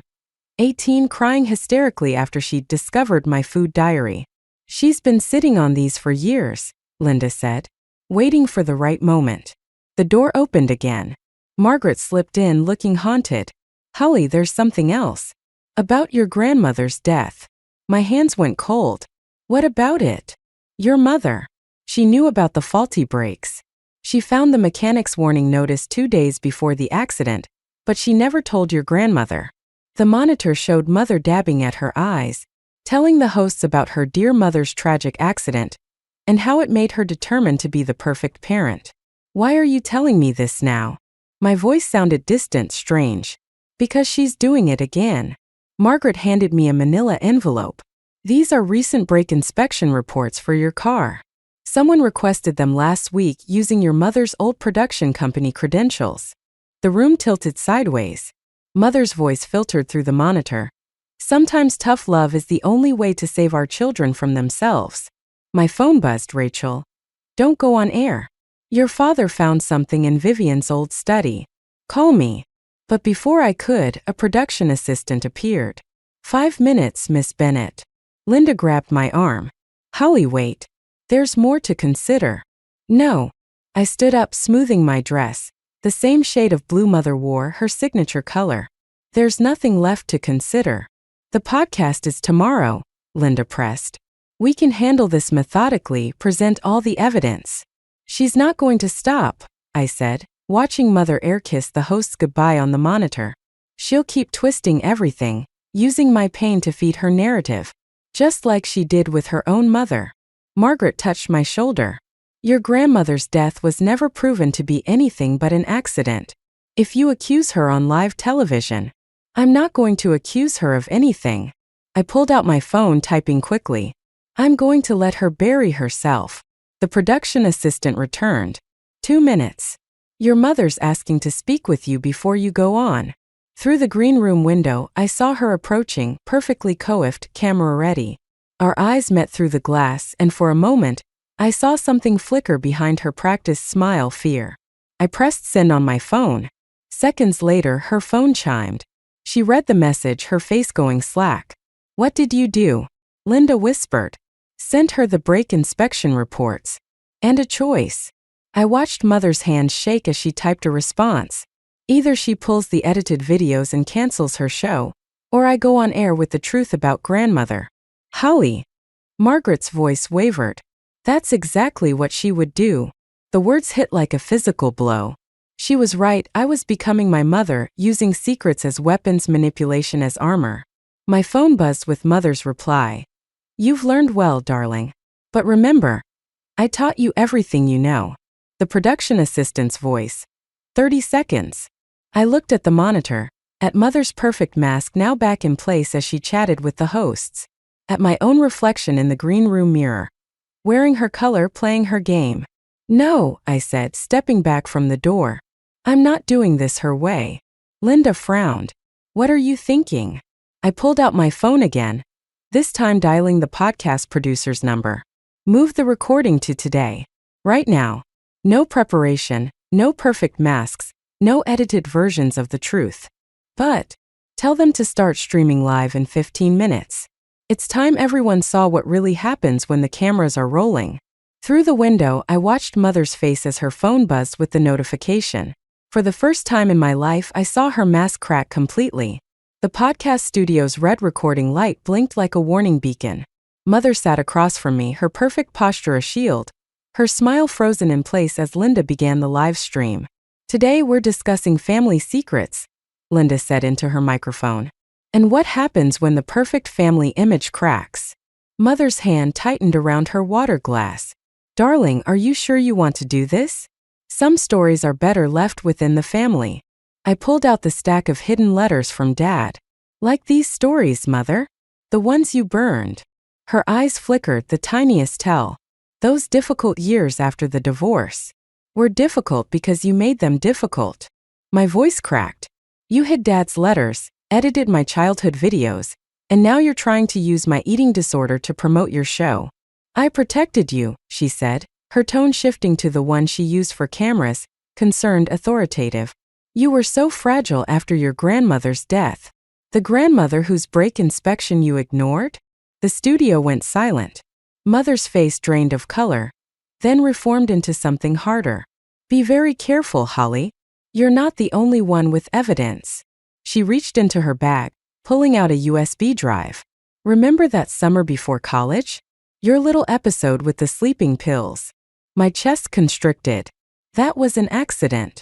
Is that what we'll hear in the emergency room recording? Or your therapy sessions with Dr. Avery, the ones I paid for? Linda started to interrupt, but Mother continued, her voice honey-sweet. Did you tell them about the night you threatened to jump from the balcony? How many times I had to save you from yourself? The room spun. She'd been recording everything all along, building her defense while pretending to help me heal. You didn't save me, I whispered. You created me. And you've done beautifully, darling. Your books, your success, all because I pushed you to be better. Now shall we tell your readers about the real inspiration behind your thriller heroines? About how many times Mommy had to cover up your little incidents. My throat closed. She was right. She documented everything, twisted every cry for help into ammunition, just like she'd done with her own mother. The live stream counter showed thousands watching, waiting, judging. Holly. Linda's voice seemed far away. We can stop. No. Mother's smile turned razor-sharp. Let's have the truth, shall we? About how my disturbed daughter is trying to destroy me, because she never learned to take responsibility for her own actions. My carefully gathered evidence felt worthless now. She'd turned my pain into my fault just like always, and thousands were watching me crumble. Tell them about grandmother's breaks, I said, my voice small. Tell them about the pills, she countered. About the nights you spent screaming that you hated me, that you wished I were dead. Like mother, like daughter. Isn't that what you're suggesting? The truth hit like a physical blow. She was right. I'd become her. Calculating, manipulative, willing to destroy everything for revenge. The live stream numbers kept climbing as I sat there, paralyzed by the reflection of myself in her eyes. My phone buzzed, Dad. Don't let her win. Remember who you really are. But who was I? The victim? The villain? The disturbed daughter or the righteous avenger? Mother reached across the table, her hand covering mine in a gesture that looked loving to the cameras but felt like handcuffs. Shall we tell them our truth, darling? Or should we stick to the story that sells? The red recording light kept blinking, witness to my surrender. In trying to expose her, I'd given her exactly what she wanted, control of the narrative, proof of my instability, and a live audience to witness my destruction. Well, Holly. Mother's voice dripped concern. What's it going to be? The USB drive sat between us like a loaded gun. My evidence against her life-destroying secrets about me. In the end, we'd both lose or both maintain the facade. Just like she'd planned all along. The studio lights flickered, signaling the 5-minute break. Mother reached for her water glass, her hand trembling slightly. The first real crack in her armor I'd seen in decades. Those recordings, I said quietly. You didn't just keep them to protect yourself, did you? She stiffened. Don't try to psychoanalyze me, Holly. That's what I paid Dr. Avery for. No, you kept them because you were scared. Just like your mother kept recordings of you. The glass froze halfway to her lips. What? I pulled out one final piece of evidence. An ancient cassette tape Margaret had found in grandmother's belongings. She recorded everything too. Your episodes. Your difficult phases. Sound familiar? Linda signaled 2 minutes until we were live again. Mother's perfectly manicured nails drummed against the table. You don't know what you're talking about. Play it, I said, sliding the tape across the table. Or I will. Her fingers closed around it, knuckles white. You wouldn't dare. Why not? Isn't that what you taught me? Use anything, hurt anyone, just keep control of the story. I taught you to survive. The words exploded from her, echoing in the sudden silence. The makeup artist who'd approached for touch-ups retreated quickly. 1 minute, Linda called. Mother's face crumpled for a fraction of a second before she caught herself. You don't understand what it was like being her daughter. The constant criticism, the public humiliation, the recordings. I finished. The threats? The manipulation. She looked down at the tape, then at her USB drive. 2 generations of pain, wrapped in magnetic strips and digital files. 30 seconds. We can stop this, I said. Both of us. Right now. And say what? Her laugh was bitter. That we're both damaged? That I became everything I hated about her? That you're becoming everything you hate about me? No. I reached across the table, not to touch her hand like she'd done for the cameras, but to take both drives. We say that it stops here. That we break the cycle. The red light blinked on. Mother's eyes met mine, wide with something that might have been fear or recognition. Welcome back, Linda began, but I cut her off. Before we continue, I said, standing up, I want to tell a different story. Not about victims and villains, but about patterns. About how hurt people hurt people. I held up both drives. These contain evidence. Secrets. Weapons we've gathered to destroy each other. Just like my grandmother did to my mother, and my mother did to me. Mother's mouth opened, but no sound came out. But there's one thing these recordings can't show, I continued. The moment we choose to be better. To end the cycle. I walked to the studio's coffee station, where a metal trash can sat. Mother half rose from her chair. Holly, don't. The drives clattered into the can. I pulled out my lighter, the one I'd carried since my first failed attempt at running away at 16. Holly. Mother's voice cracked. Please. I looked at her, really looked at her, and for the first time I saw past the perfect makeup and practiced smile. I saw the scared daughter beneath, the one who'd learned the wrong lessons about love and protection. I forgive you, I said, dropping the lighter in. The plastic melted, taking our weapons with it. Not for you. For me. Because I choose not to be the next link in this chain. The studio sat in stunned silence. Mother's facade cracked completely, tears cutting through her makeup. I don't know how, she whispered. I don't either, I admitted. But maybe that's where we start. Linda leaned forward. Mrs. Bennett? Would you like to respond? Mother looked at the burning trash can, then at me. Finally, she did something I'd never seen before. She reached up and wiped away her tears, smearing her perfect makeup, not caring about the cameras. My daughter, she said slowly, is braver than I ever was. The red light kept blinking, witness to a different kind of truth than either of us had planned. The morning sun streamed through my office window, casting shadows across the wall of reversed paintings. One by one, I turned them around, Mother's perfect family portraits facing the world again. Not as lies anymore, but as reminders. My phone buzzed. Another message from a podcast listener. They'd been pouring in since the broadcast, but this one caught my eye. Watched with my mother. We both cried. We're talking again after 5 years. A knock at my door. Margaret stood there holding a cardboard box. Found these while cleaning out my attic. Thought you might want them. Inside were dozens of small items from my childhood. Hair ribbons, report cards, crayon drawings, things Mother had asked Margaret to throw away for being imperfect. She called me yesterday, Margaret said, settling into my reading chair. First time since I quit. She asked about the day you won the spelling bee. The one where I stumbled on stage? The one where you got back up and won anyway. Margaret smiled. She said she finally understands why that was more important than how you looked doing it. My laptop chimed. An email from my publisher. The subject line read, New book proposal? Below was my working title, Perfectly Imperfect, Breaking the Cycle of Generational Trauma. Another knock. Dad and Rachel carrying coffee and bagels. We saw Mother's announcement, Rachel said. About canceling her show? Dad nodded. And about checking into therapy. Real therapy this time, not just for show. I touched one of the family portraits, tracing the frozen smiles. Dr. Avery recommended someone for her. Someone who specializes in generational patterns. Are you ready for this? Dad asked. The real work starts now. Before I could answer, my phone buzzed again. Mother's number. Not a text this time, a photo. Her sitting at her vanity, makeup removed, holding up her own childhood photo. The caption read, "Learning to face mirrors honestly. Both kinds." She's trying, Rachel said softly. We both are. I picked up one of my childhood drawings from Margaret's box. A family portrait in crayon, everyone holding hands. It's not about forgetting anymore, or even really forgiving. It's about understanding. Dad touched the drawing. Your mother called me too. Asked about those letters she burned. She wants to know what they said. What did you tell her? That maybe it's time to write new ones. I looked at my laptop screen, at the book proposal waiting for a response. The cursor blinked at the end of the title, waiting for more.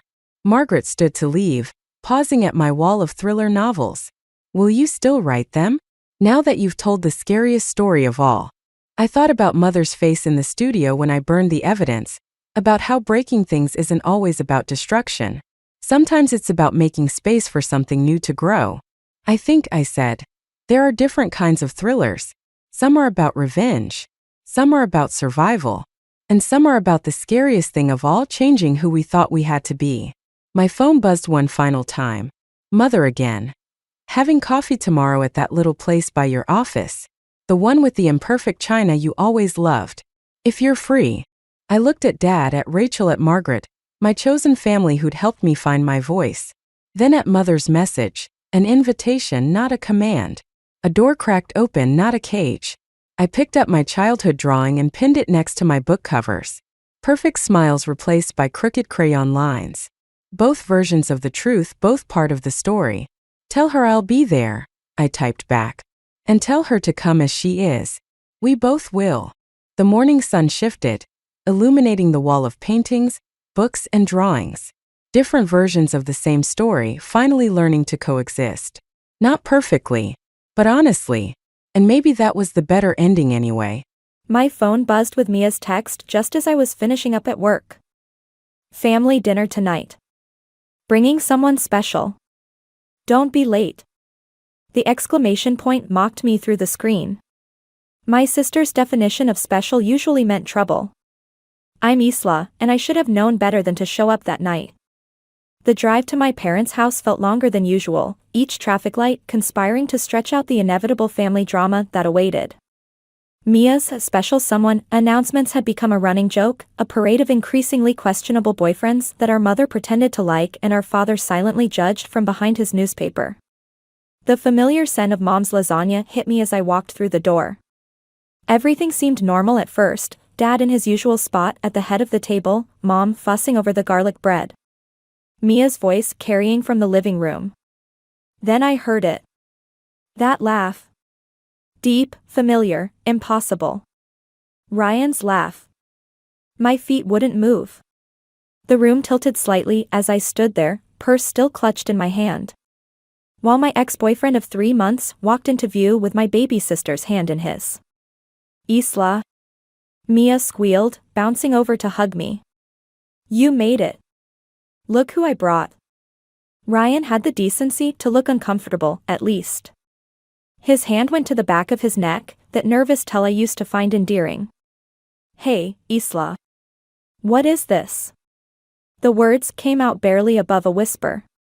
Mom appeared beside me, wiping her hands on her apron. Sweetheart, why don't you sit down?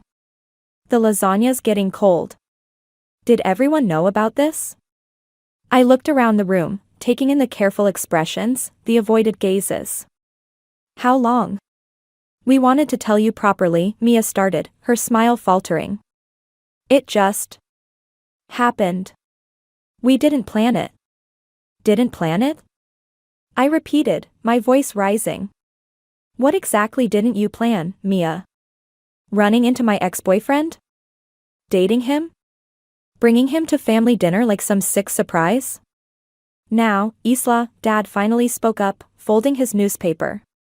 Let's not make a scene. A scene?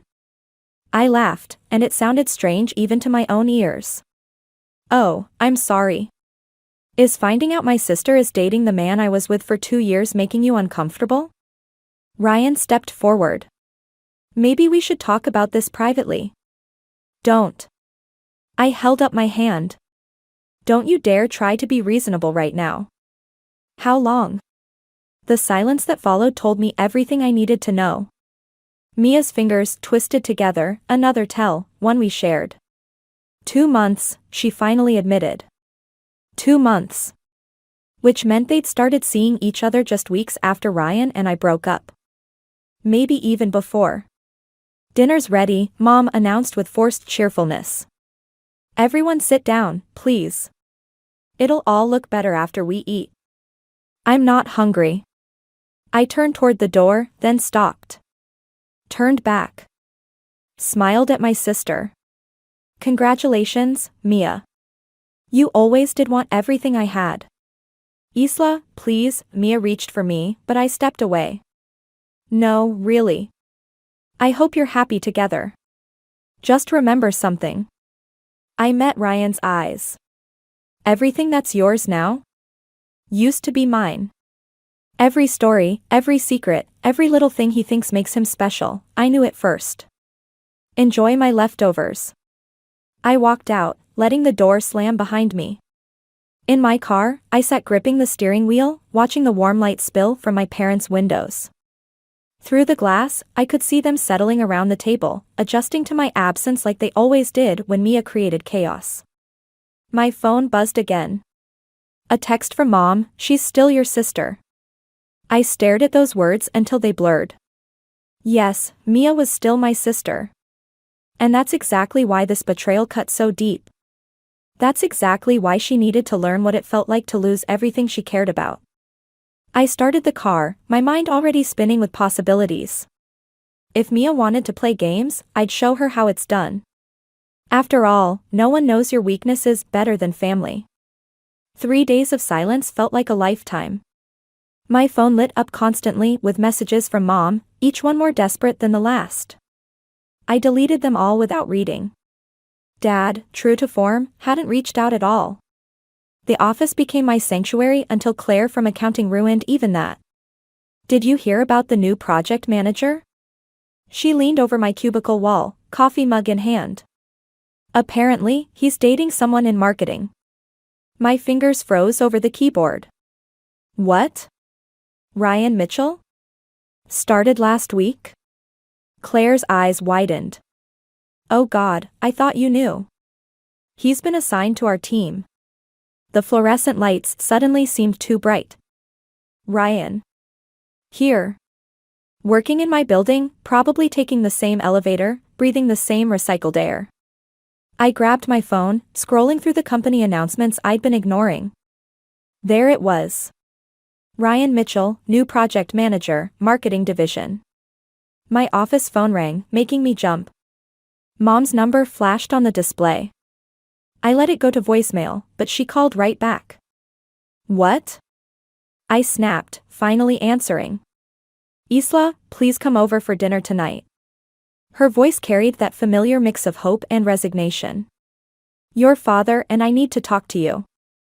About what? How to be happy for the happy couple. About being a family. She paused.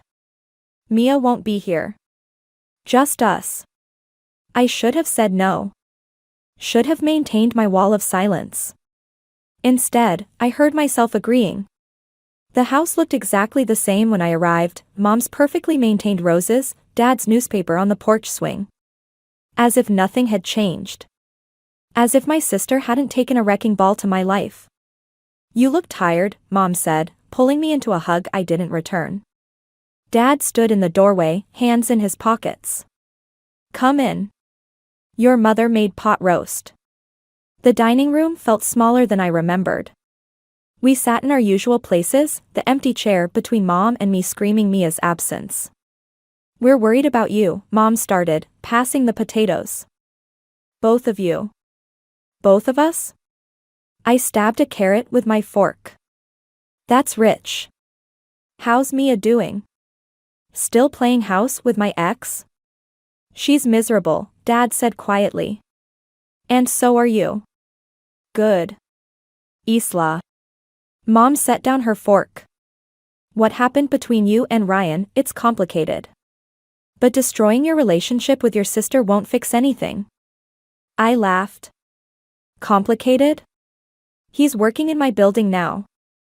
Did you know that? Did Mia arrange that too? Their shared look told me everything. She did, didn't she? The realization hit like ice water. She got him the job. Through Uncle James in HR. She thought. Mom trailed off. She thought what? That having him around would make it easier? That we could all be one big happy family? Dad cleared his throat. Your sister made a mistake. A mistake is burning dinner. A mistake is forgetting someone's birthday. This? I pushed my plate away. This is a choice. And now I get to make mine. What does that mean? Mom's voice sharpened with worry. I stood up, smoothing my skirt. It means I'm done pretending this is something we can fix over pot roast. Mia wants to play games? Fine. But she forgot something important. What's that? Dad asked, though his expression suggested he already knew. I've been watching her games our whole lives. I know all her moves. I headed for the door, then turned back. Oh, and Mom? You might want to ask her about Uncle James's recommendation letter. The one she forged last year for her internship. Wouldn't want that getting out, would we? Isla, please, Mom started. But I was already gone, the satisfaction of their shocked faces warming me more than any family dinner could. Mia had always been the family favorite, the golden child who could do no wrong. Time to tarnish that gold a little. My phone buzzed as I reached my car. A text from Ryan, we need to talk. I smiled, deleting the message. Oh, we would talk. Just not in the way he expected. After all, I had 2 years' worth of secrets about both of them, and plenty of time to decide how to use them. The coffee shop across from my office became my surveillance post. Every morning, I watched Ryan walk into the building, sometimes alone, sometimes with Mia. Today was different. Today, I had proof. Sarah from IT had come through. The email thread displayed on my phone made my hands shake, messages between Ryan and Mia dating back to when he and I were still together. Sweet nothings. Secret meetups. Plans. Your usual? The barista's voice startled me. No. I stood up, gathering my things. I'm done here. The elevator ride to the marketing floor felt eternal. Each ding marked another floor, another moment to reconsider what I was about to do. But the weight of my phone in my pocket, heavy with evidence, pushed me forward. Ryan's new office had a glass wall. He sat at his desk, talking on the phone, looking exactly like he had when he'd sit in my apartment, planning our future. Our future that had become his and Mia's present. I knocked. He looked up, face shifting from surprise to wariness. I'll call you back, he said into the phone. Busy day? I stepped inside, closing the door behind me. Isla, this isn't a good time. When did it start? I pulled out my phone, sliding it across his desk. Before or after you told me you needed space? He glanced at the screen, color draining from his face. How did you get these? Does it matter? Answer the question. It's complicated. I laughed, the sound sharp enough to make him flinch. Try me. I'm pretty good with complicated these days. We never meant to. 3 months. I cut him off. That's how long before our breakup these messages start. 3 months of lying to my face while sleeping with my sister. He stood up, reaching for me. That's not how it happened. We never. Don't touch me. I stepped back. You know what's funny? I actually believed you when you said you needed time to find yourself. I respected that. Meanwhile, you were finding yourself in my sister's bed. Keep your voice down, he hissed, glancing at the glass wall where curious faces had started to gather. Why? Worried about your reputation? Don't worry, I'm not here to make a scene. I pulled out a USB drive. I'm here to give you a choice. What choice? You can either tell Mia the truth about everything, including Jessica from accounting last month, or I can forward these emails to HR. I'm sure they'd love to know how their new project manager conducts himself. His jaw clenched. You're bluffing. Try me. Oh, and those drinks you had with Jessica? I have pictures. Mia might be interested in those too. This isn't you, Isla. You're better than this. I was better than this.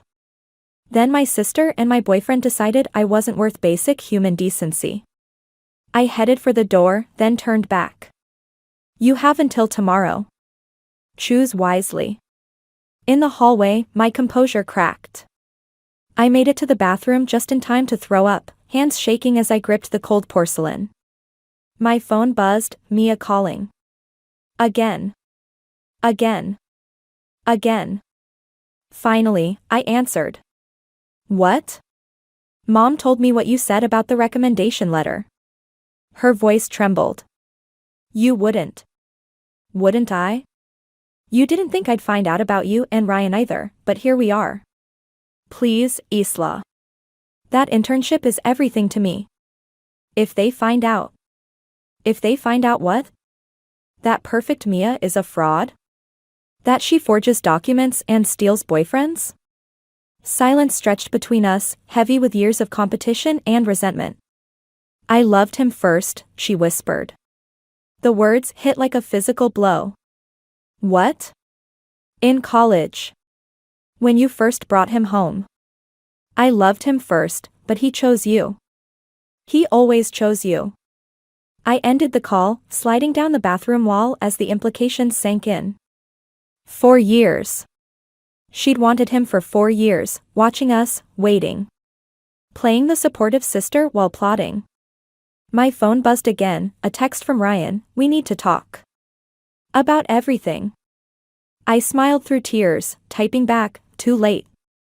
The game had changed. This wasn't just about revenge anymore. This was about unraveling 4 years of lies, and I was just getting started. Mom's garden always bloomed earliest on our street. Today, her roses seemed to mock me as I stood at the door, letter in hand. I'd driven by 3 times before finally parking, the weight of what I was about to do sitting heavy in my chest. The doorbell chimed. No answer. I pressed it again, knowing she was home. Her car sat in the driveway, blue paint dulled by pollen. I saw you through the window, I called out. We need to talk. The door opened. Mom looked older somehow, circles under her eyes darker than I remembered. About what? More threats. About this. I held up the envelope. Found it while cleaning out my old desk.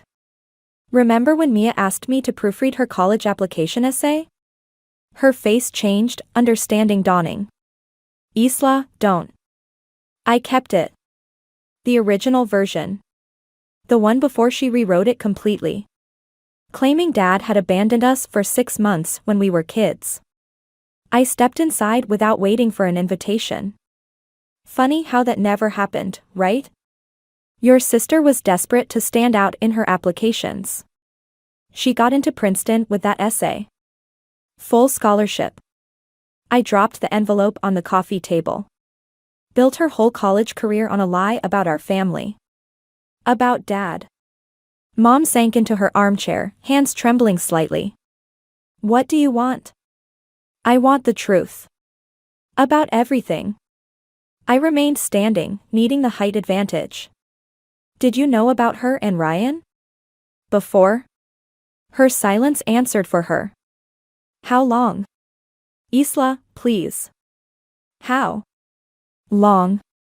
She picked up her tea, took a sip. Set it down again. Since Christmas.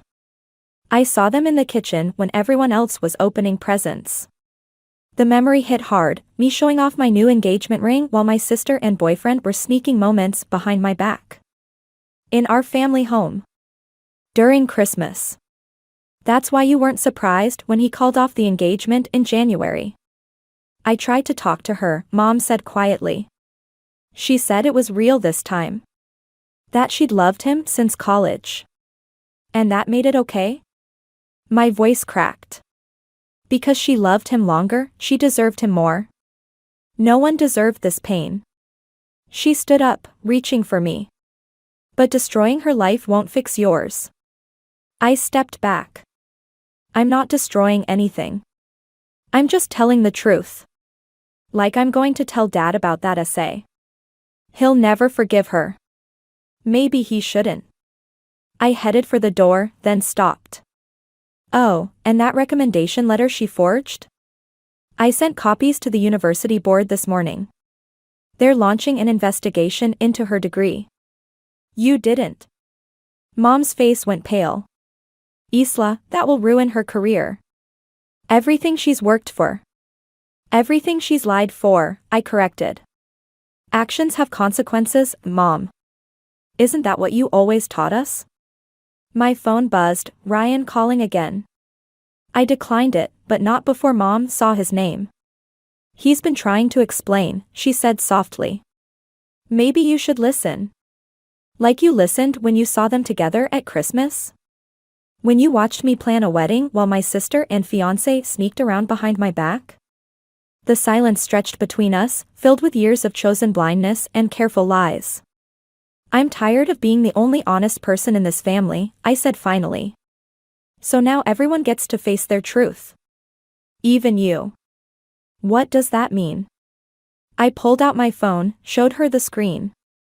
Dad's been copying me on all his emails since the dinner disaster. Including the ones about his private investigator. The one looking into your weekly tennis lessons that aren't actually tennis lessons.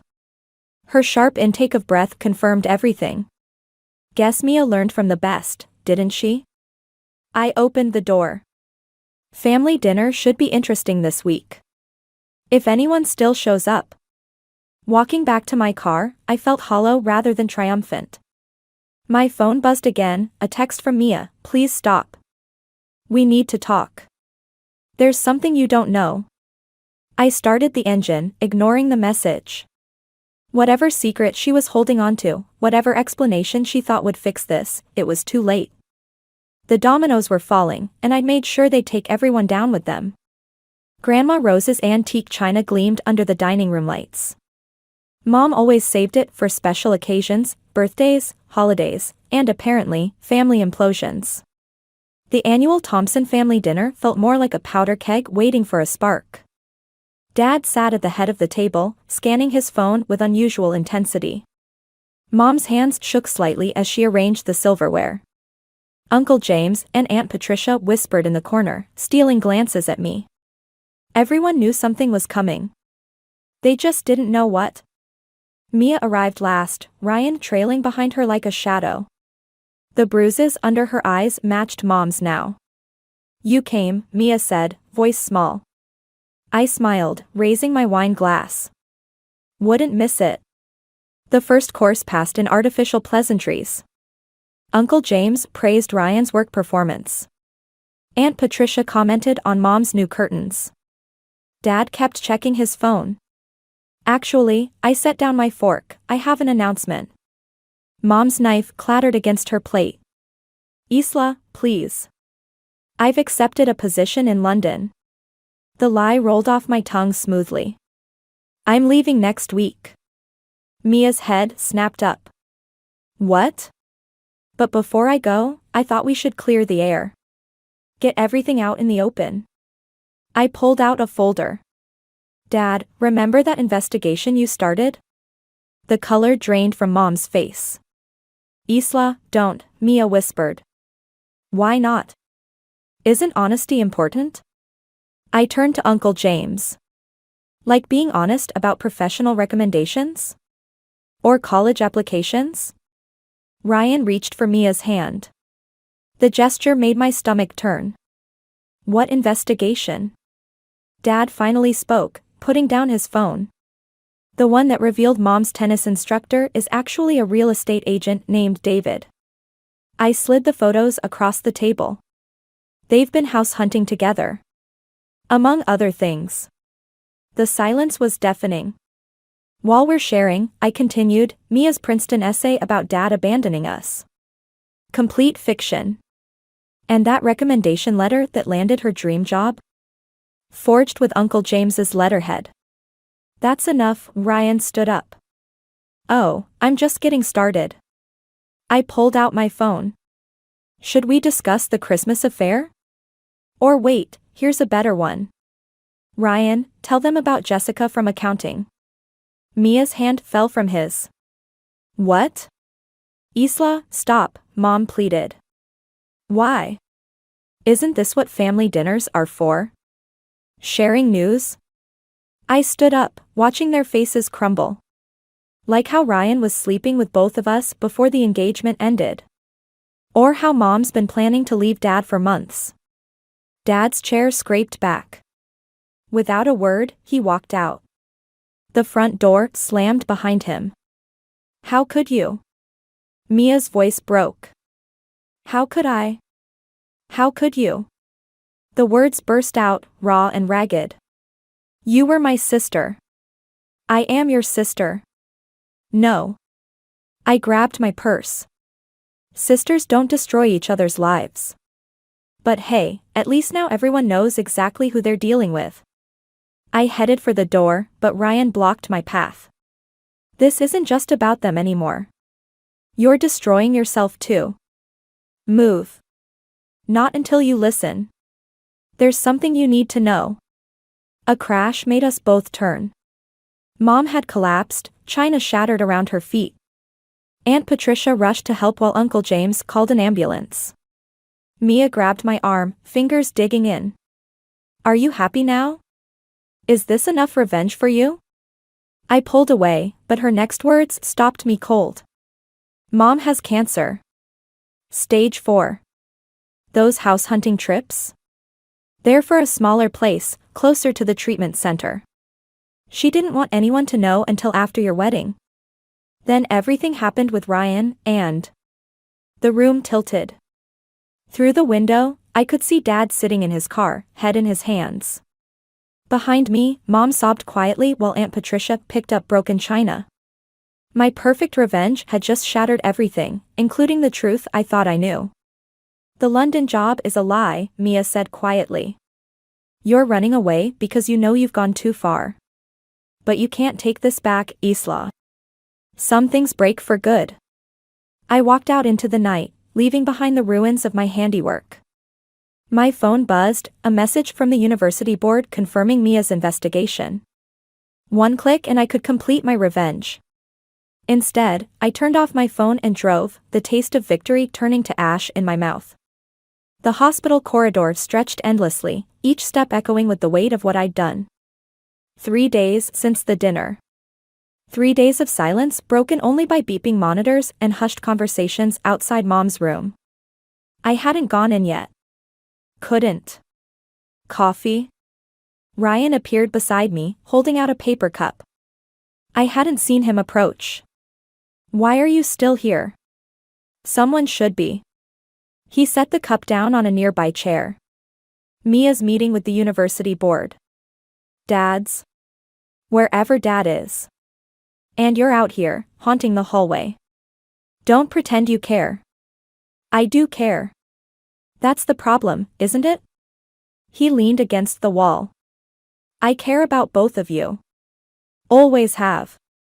Is that what you told Jessica too? His jaw tightened. You want the truth? Jessica was a mistake. One night of feeling sorry for myself after Mia told me she was pregnant. The words hit like a physical blow. What? She lost it. 2 weeks ago. Didn't want anyone to know, especially you. He pushed off the wall. Congratulations, Isla. Your revenge just keeps getting better. I slid down the wall, legs giving out. Through the window of Mom's room, I could see her sleeping, smaller somehow against the white sheets. My phone buzzed, a message from Dad, signed the divorce papers. Don't tell your mother yet. She doesn't need more stress.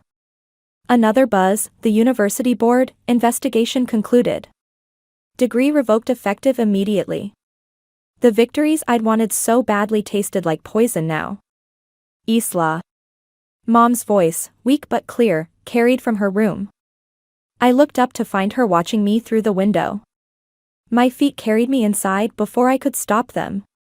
The smell of antiseptic and illness wrapped around me like a shroud. I'm sorry, I whispered. For what? She patted the bed beside her. For exposing my affair? For destroying your sister's career? For breaking your father's heart? Or for becoming exactly what you hated in others? Each word landed like a knife. I didn't know about everything. Would it have mattered? She coughed, and I reached for her water. You wanted revenge more than you wanted truth. They betrayed me. And now you've betrayed yourself. She gripped my hand, her fingers cold. I raised you better than this. Did you? You taught us to lie. To hide. To pretend everything was fine when it wasn't. I taught you to protect each other. Her grip tightened. Instead, you're tearing each other apart. The door opened. Mia stood there, eyes red, clutching papers. The university's logo gleamed at the top. It's done, she said flatly. They took everything. My degree, my job. Everything I worked for. Mia. Don't. She stepped inside, closing the door. You won. Are you happy now? Mom's monitor beeped faster. Girls, please. I didn't know about the baby, I said quietly. Mia's face crumpled. No, you didn't. You didn't know about a lot of things. But you didn't care enough to ask, did you? It was easier to destroy than understand. I understand betrayal. You understand nothing. She moved to Mom's other side. Ryan loved you. I loved you. But you couldn't see past your own pain long enough to see ours. Mom's grip went slack. The monitor's rhythm changed. Mom? Mia's voice sharpened with fear. Alarms started blaring. Medical staff rushed in, pushing us aside. Words like pressure dropping and code blue filled the air. In the chaos, I caught a glimpse of Dad in the doorway, watching. Our eyes met for a moment before he turned and walked away. Mia and I ended up in the hallway again, watching through the window as doctors fought to stabilize our mother. The space between us felt infinite. If she dies, Mia said softly, it's not just on you. It's on all of us. But you're the only one who chose this path. I wanted to argue, to defend myself, to explain. But there was nothing left to say. I'd won every battle and lost everything that mattered. The alarms kept screaming, and all I could do was watch the consequences of my victory unfold. The hospital chapel smelled of stale flowers and desperation. Mom had stabilized, but the doctor's words hung heavy, touch and go, critical condition, next 24 hours. I sat in the back pew, watching dust motes dance in the colored light from the stained glass. The door creaked. Mia's footsteps echoed on the stone floor. I found Mom's journal, she said, sitting 3 pews ahead. In her hospital bag. You should read it. Why? Because you think you know everything. She placed a worn leather notebook on the bench beside her. But you don't know anything. I moved forward, 1 pew at a time, like approaching a wild animal. What's in it? The truth. About Christmas. About Ryan. About everything. She stood, turning to face me. About why I couldn't tell you I was pregnant. My hand froze over the journal. You could have told me anything. Could I? Her laugh was hollow. Like you told me about the engagement before announcing it at Christmas? Or about moving to London with him after the wedding? What? Read it. She pushed the journal toward me. Page 43. The pages crackled as I found the date, December 23rd, last year. Mom's elegant handwriting filled the page. Gisla's planning to surprise everyone with her engagement at Christmas dinner. She and Ryan are moving to London in the spring. Mia broke down when she found out. Said she's been in love with him since college, but stayed quiet for her sister's happiness. My vision blurred. You knew about London? Ryan told me. After I kissed him at Thanksgiving. Mia wrapped her arms around herself. I was drunk and stupid and hurting. He pushed me away, said he loved you. But something changed after that. He started seeing me differently. So you took advantage of that? No. I stayed away. Until Christmas, when you announced the engagement and London in front of everyone. Her voice cracked. You were taking him away forever, and I hadn't even had a chance to. To what? To steal him? To get over him. The words exploded between us. I spent years watching you live my dream. Being the perfect daughter, the successful sister, getting the man I loved. Do you know what that's like? Poor Mia. Always the victim. No. I'm not the victim. I'm the villain. I know that.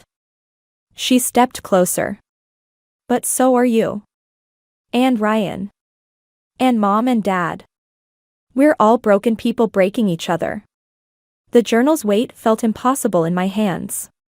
Why tell me this now? Because Mom might die. Because I lost my baby. Because you destroyed my career trying to punish me for something that started long before that night at Christmas. She wiped her eyes. Because I'm tired of pretending I'm either innocent or evil. The truth is messier than that. What truth? That I loved him first, but you loved him better. That he chose you, but settled for me.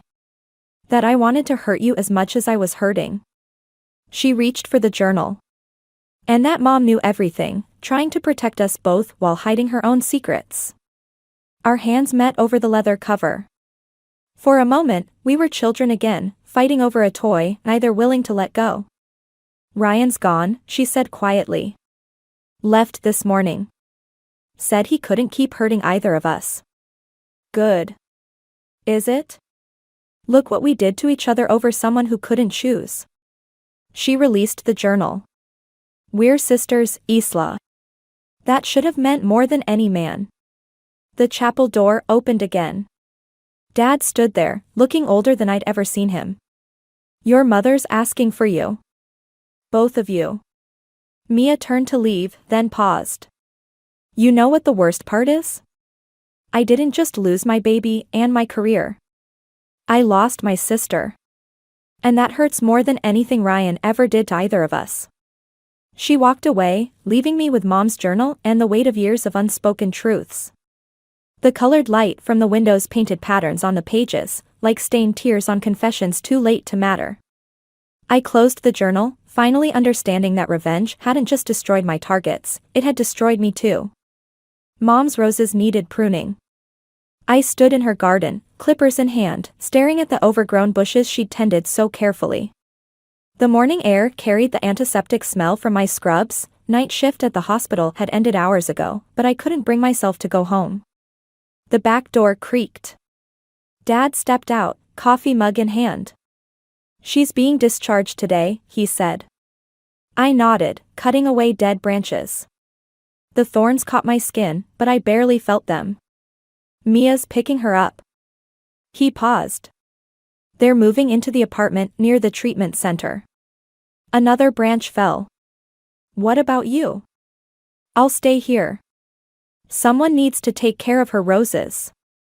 The unspoken truth hung between us. He'd signed the divorce papers, but neither of them could let go completely. Not with Mom's diagnosis, not with everything else broken. I got a call from Princeton, I said, moving to the next bush. About Mia's degree. He stiffened. And? I told them I made it up. That I forged the evidence because I was angry about a personal matter. The thorns drew blood this time. They're reinstating her degree. That could cost you your job. Already did. 2-week suspension and a formal reprimand. I wiped my hands on my scrubs. Turns out actions have consequences. He set down his coffee, picked up another pair of clippers. We worked in silence, cutting away the dead growth, making space for new life. Your mother read me her journal, he finally said. About Mia loving Ryan first. About you planning to leave for London. About everything. Does it matter now? It matters that we all kept secrets thinking we were protecting each other. He straightened, looking at his roses. We're good at growing things, but terrible at keeping them alive. My phone buzzed, a message from Mia, Mom's ready. Coming home first for her gardening gloves. She says the hospital roses need help. I almost smiled. Even now, Mom couldn't stop trying to fix broken things. I'm not staying, I told Dad. I applied for a transfer to the Seattle hospital. Running away? No. Learning to live with what I've done. I gathered the cut branches. Some things can't be fixed with pruning and patience. The sound of a car pulling up made us both turn. Mia helped Mom out, supporting her thin frame. They paused at the garden gate, taking in the sight of their family's wreckage. You started without me, Mom said, her voice stronger than it had been in weeks. Just the dead parts, I replied. She moved slowly to the roses, touching the fresh cuts. Sometimes you have to hurt things to help them heal. I think we've all done enough hurting. Mia's voice cracked. Mom reached for her gardening gloves, the familiar motion somehow both fragile and certain. Then let's try helping instead. We worked together, for broken people trying to save what was left. No one mentioned Ryan, or London, or the secrets we'd all kept. The roses didn't care about our past, they just needed tending. As the sun climbed higher, I found myself working on the same bush as Mia. Our hands met reaching for the same branch. I can't forgive you yet, she said quietly. I know. I pulled back, letting her make the cut. I can't forgive myself either. But maybe. She hesitated. Maybe we can learn to grow something new. I looked at our parents, working on opposite ends of the garden, connected by flowers if not by marriage. At Mom, fighting cancer but still teaching us how to nurture life. At Mia, wounded but not destroyed by my revenge. The morning light caught the dewdrops on the roses, making them shine like tears or stars or possibilities. I picked up my clippers again, ready to cut away more dead growth, knowing that healing, like gardening, takes time and leaves scars. Some thorns you learn to live with. Some cuts never fully heal. But maybe that's what makes the roses bloom so beautifully, they know the cost of growing. The phone vibrated against the marble countertop like an angry wasp. Mother Thompson's name flashed across the screen, and my stomach knotted before I even picked up. 3 months of wedding planning had taught me exactly what that particular ringtone meant. Another battle was about to begin. Selena, darling, her voice dripped honey-coated venom. I've just heard the most disturbing news from the country club. You're planning to have the ceremony in your mother's backyard? I traced my finger along the counter's edge, counting to 3 before responding. Yes, Evelyn, it's intimate, meaningful, and absolutely unacceptable. The honey vanished. The Thompsons have hosted every wedding at St. Augustine's Cathedral for 4 generations. 4 generations, Selena. Do you understand what you're throwing away? My name is Selena, and I was about to become the family disappointment. Again, Michael agrees with me about keeping things simple, I said, though my voice wavered slightly. The truth was, Michael hadn't exactly agreed. He just stopped arguing about it. Simple? She spat the word like spoiled milk. Is that what you call embarrassing our entire social circle? Richard is on the hospital board. I chair 3 charity committees. What will people think? The familiar heat crept up my neck. They might think we're focused on what matters instead of what matters is family tradition. What matters is respect. Her voice rose sharply. But I suppose you wouldn't understand that, coming from, well, the unfinished sentence hung between us like a poisoned arrow. Coming from what, Evelyn? A middle-class family? A public school education? A mother who worked as a librarian instead of organizing charity galas? I need to go, I managed, my fingers white-knuckled around the phone. Michael will be home soon. Just remember, darling, you're not just marrying Michael. You're marrying into the Thompson name, a name that means something in this city. The call ended, but I stood frozen, letting the phone's edge dig into my palm. Through the kitchen window, I could see Mom's backyard, the massive oak tree where Michael had proposed, the garden beds we'd spent weekends perfecting. It was beautiful, meaningful, and according to my future mother-in-law, completely worthless. I heard the front door open, followed by Michael's familiar footsteps. "Hey, babe, you okay? You look—" "Your mother called." The words came out sharper than intended. His shoulders tensed. About the wedding? About how I'm destroying 4 generations of Thompson tradition. I turned to face him. About how my background isn't good enough for your family name. She didn't mean, don't. I held up my hand. Don't defend her. Not this time. Michael ran his fingers through his hair. His tell when he's stressed. What do you want me to do? They're my parents. I want you to stand up to them, to tell them that our wedding is about us, not about their social status or their country club friends or their precious family name. He stayed silent, and in that silence, something shifted, something final. I walked to the window, pressing my forehead against the cool glass. Behind me, Michael shuffled uncomfortably, caught between loyalty to his parents and love for me. But I wasn't watching him. I was watching the oak tree, remembering his proposal, remembering how simple everything had seemed then. I need some air, I said finally, grabbing my keys. Don't wait up. As I drove away, my phone buzzed again. Evelyn.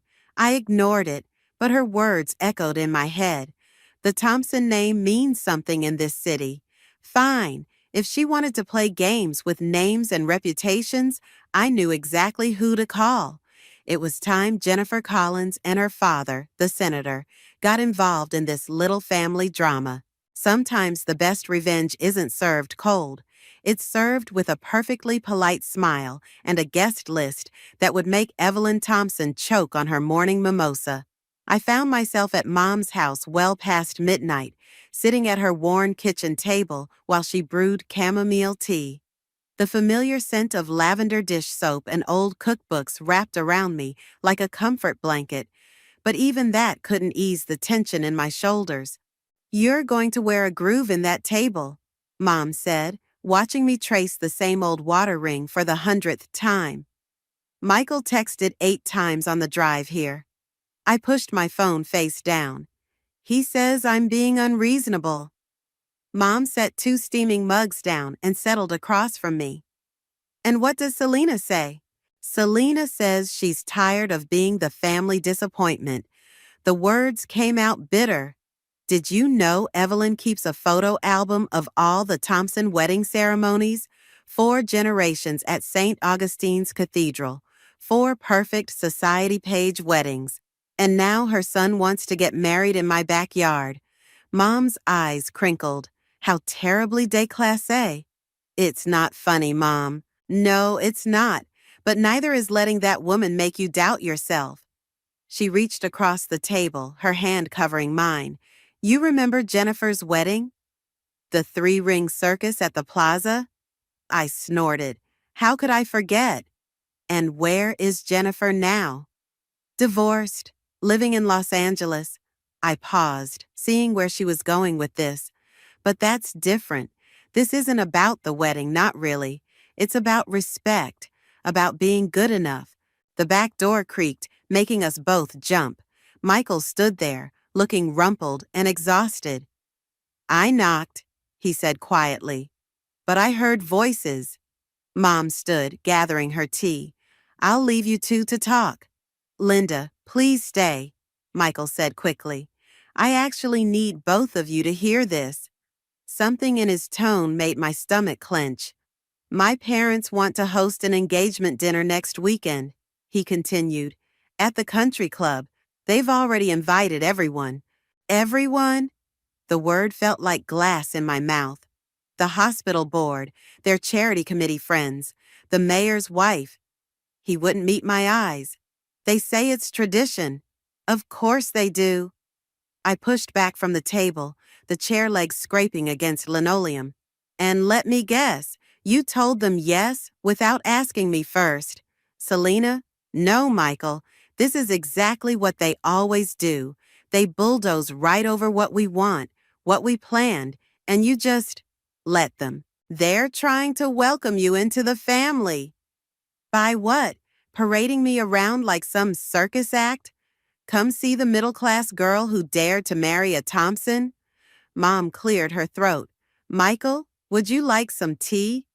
We both turned to stare at her. She met our looks calmly, already pulling down another mug. Chamomile, she continued. Good for frayed nerves. And while you drink it, maybe you can both remember that marriage isn't about winning battles. It's about choosing which hills to die on. Michael sank into a chair, accepting the mug. I love you, Selena, you know that. But they're my parents. And sometimes keeping the peace is worth what? I cut in. Worth watching your wife be humiliated? Worth letting your mother treat my family like we're beneath her? That's not fair. Neither is making me choose between my self-respect and your family's traditions. The silence stretched between us, broken only by the quiet tick of Mom's ancient wall clock. Finally, Michael set down his untouched tea. The dinner's next Saturday at 7, he said softly. Wear something appropriate. He left the same way he came, through the back door, leaving behind the scent of his cologne and the weight of his capitulation. Mom watched me carefully. What are you thinking? I picked up my phone, scrolling through contacts until I found the number I needed. I'm thinking it's time to call Jennifer, see if she and her father want to attend a little engagement dinner. Selena, Mom's voice held a warning. Revenge might feel good in the moment, but this isn't about revenge anymore, Mom. I met her gaze steadily. This is about showing Evelyn Thompson that her social circle isn't the only one that matters in this city. The phone rang once, twice, then Jennifer's familiar voice filled the line. Selena, do you know what time it is? Hey, Jen, remember how you always said you owed me one? Time to collect. The email from St. Augustine's Cathedral arrived 3 days before the engagement dinner. I almost deleted it, assuming it was a generic newsletter, until I saw the subject line, Thompson Carter Wedding Confirmation. My coffee mug slipped from my fingers, shattering against the kitchen floor. Honey? Michael called from upstairs. Everything okay? I stared at my screen, reading and rereading the confirmation details. Deposit paid, date secured, all arranged under the names Evelyn and Richard Thompson. Selena, did you know? My voice came out eerily calm as Michael appeared in the doorway. About the cathedral? He froze, color draining from his face. I can explain. They booked it behind our backs. I turned the laptop toward him. And you knew. Mom called yesterday. She said they were just holding the date in case. In case what? The calm shattered. In case I came to my senses, in case you finally convinced me to be the proper Thompson bride they want. They put down a non-refundable deposit. Of course they did. I laughed, a sharp, ugly sound. Because money is how they control everything. Everyone. Michael stepped carefully around the broken mug, reaching for me. Baby, please, they're trying to help. Stop. I backed away. Just stop defending them. For once in your life, Michael, see what they're really doing. What they're doing is giving us a beautiful wedding. No, what they're doing is making sure everyone knows that the Thompsons still control everything, that they can buy whatever they want, including their son's spine. The words hung between us like shrapnel. Michael's face hardened. That's not fair. Neither is this. I grabbed my phone, dialing Jennifer's number. But I'm done playing fair. Don't. Michael reached for the phone. Whatever you're planning, Jennifer answered on the second ring. Perfect timing. Dad just confirmed he can make Saturday's dinner. He's bringing the governor, too. They're both in town for that education bill vote. Michael's eyes widened. Wonderful, I said, holding his gaze. Evelyn will be thrilled. She loves a full guest list. After hanging up, I turned back to my laptop, forwarding the cathedral email to my mother-in-law with 2 words. Explain this. The governor? Michael's voice cracked. Selena, what are you doing? Giving your mother exactly what she wants, a society event worth talking about. I started gathering my purse and keys, though probably not the way she imagined. Where are you going? To buy a new dress for Saturday, something appropriate. The word tasted like acid. Your mother's always saying I need to dress more like a Thompson. Don't do this. He caught my arm. Please, we can talk to them together. Explain. Explain what? That I'm not good enough for their precious cathedral? That your mother needs to control every aspect of our lives? I pulled away. I tried talking. I tried compromising. Now I'm trying something else. Revenge won't fix this. No, I agreed, but it might teach them something about respect. My phone buzzed. Evelyn calling, right on cue. I let it ring. You know what the worst part is? I turned at the door. I actually believed you when you said you loved me more than your family's expectations. Guess we were both wrong about something. I left him standing there, surrounded by broken ceramic and broken promises. In my car, I finally checked Evelyn's voicemail. Selena, darling. Her voice trembled with barely controlled rage. We simply must discuss this misunderstanding about the cathedral and this guest list I'm hearing about. Call me immediately. I deleted the message and dialed Jennifer instead. Hey, I said when she answered. Remember that red Valentino dress you wore to the Emmys last year? Any chance I could borrow it for Saturday? The one that made page 6?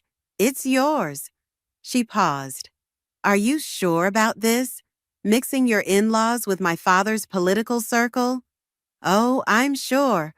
I pulled into the parking lot of the same country club where the engagement dinner would be held. It's time the Thompsons learned they're not the only ones who know how to play social games. Through the windshield, I could see Evelyn's Mercedes already parked out front. Perfect. Time for a little preview of Saturday's entertainment. The country club's marble floors echoed with each step as I followed the maitre d' toward the private dining room. Through the doorway, I caught a glimpse of Evelyn's perfectly coiffed hair, her back straight as a ruler as she arranged place cards with military precision.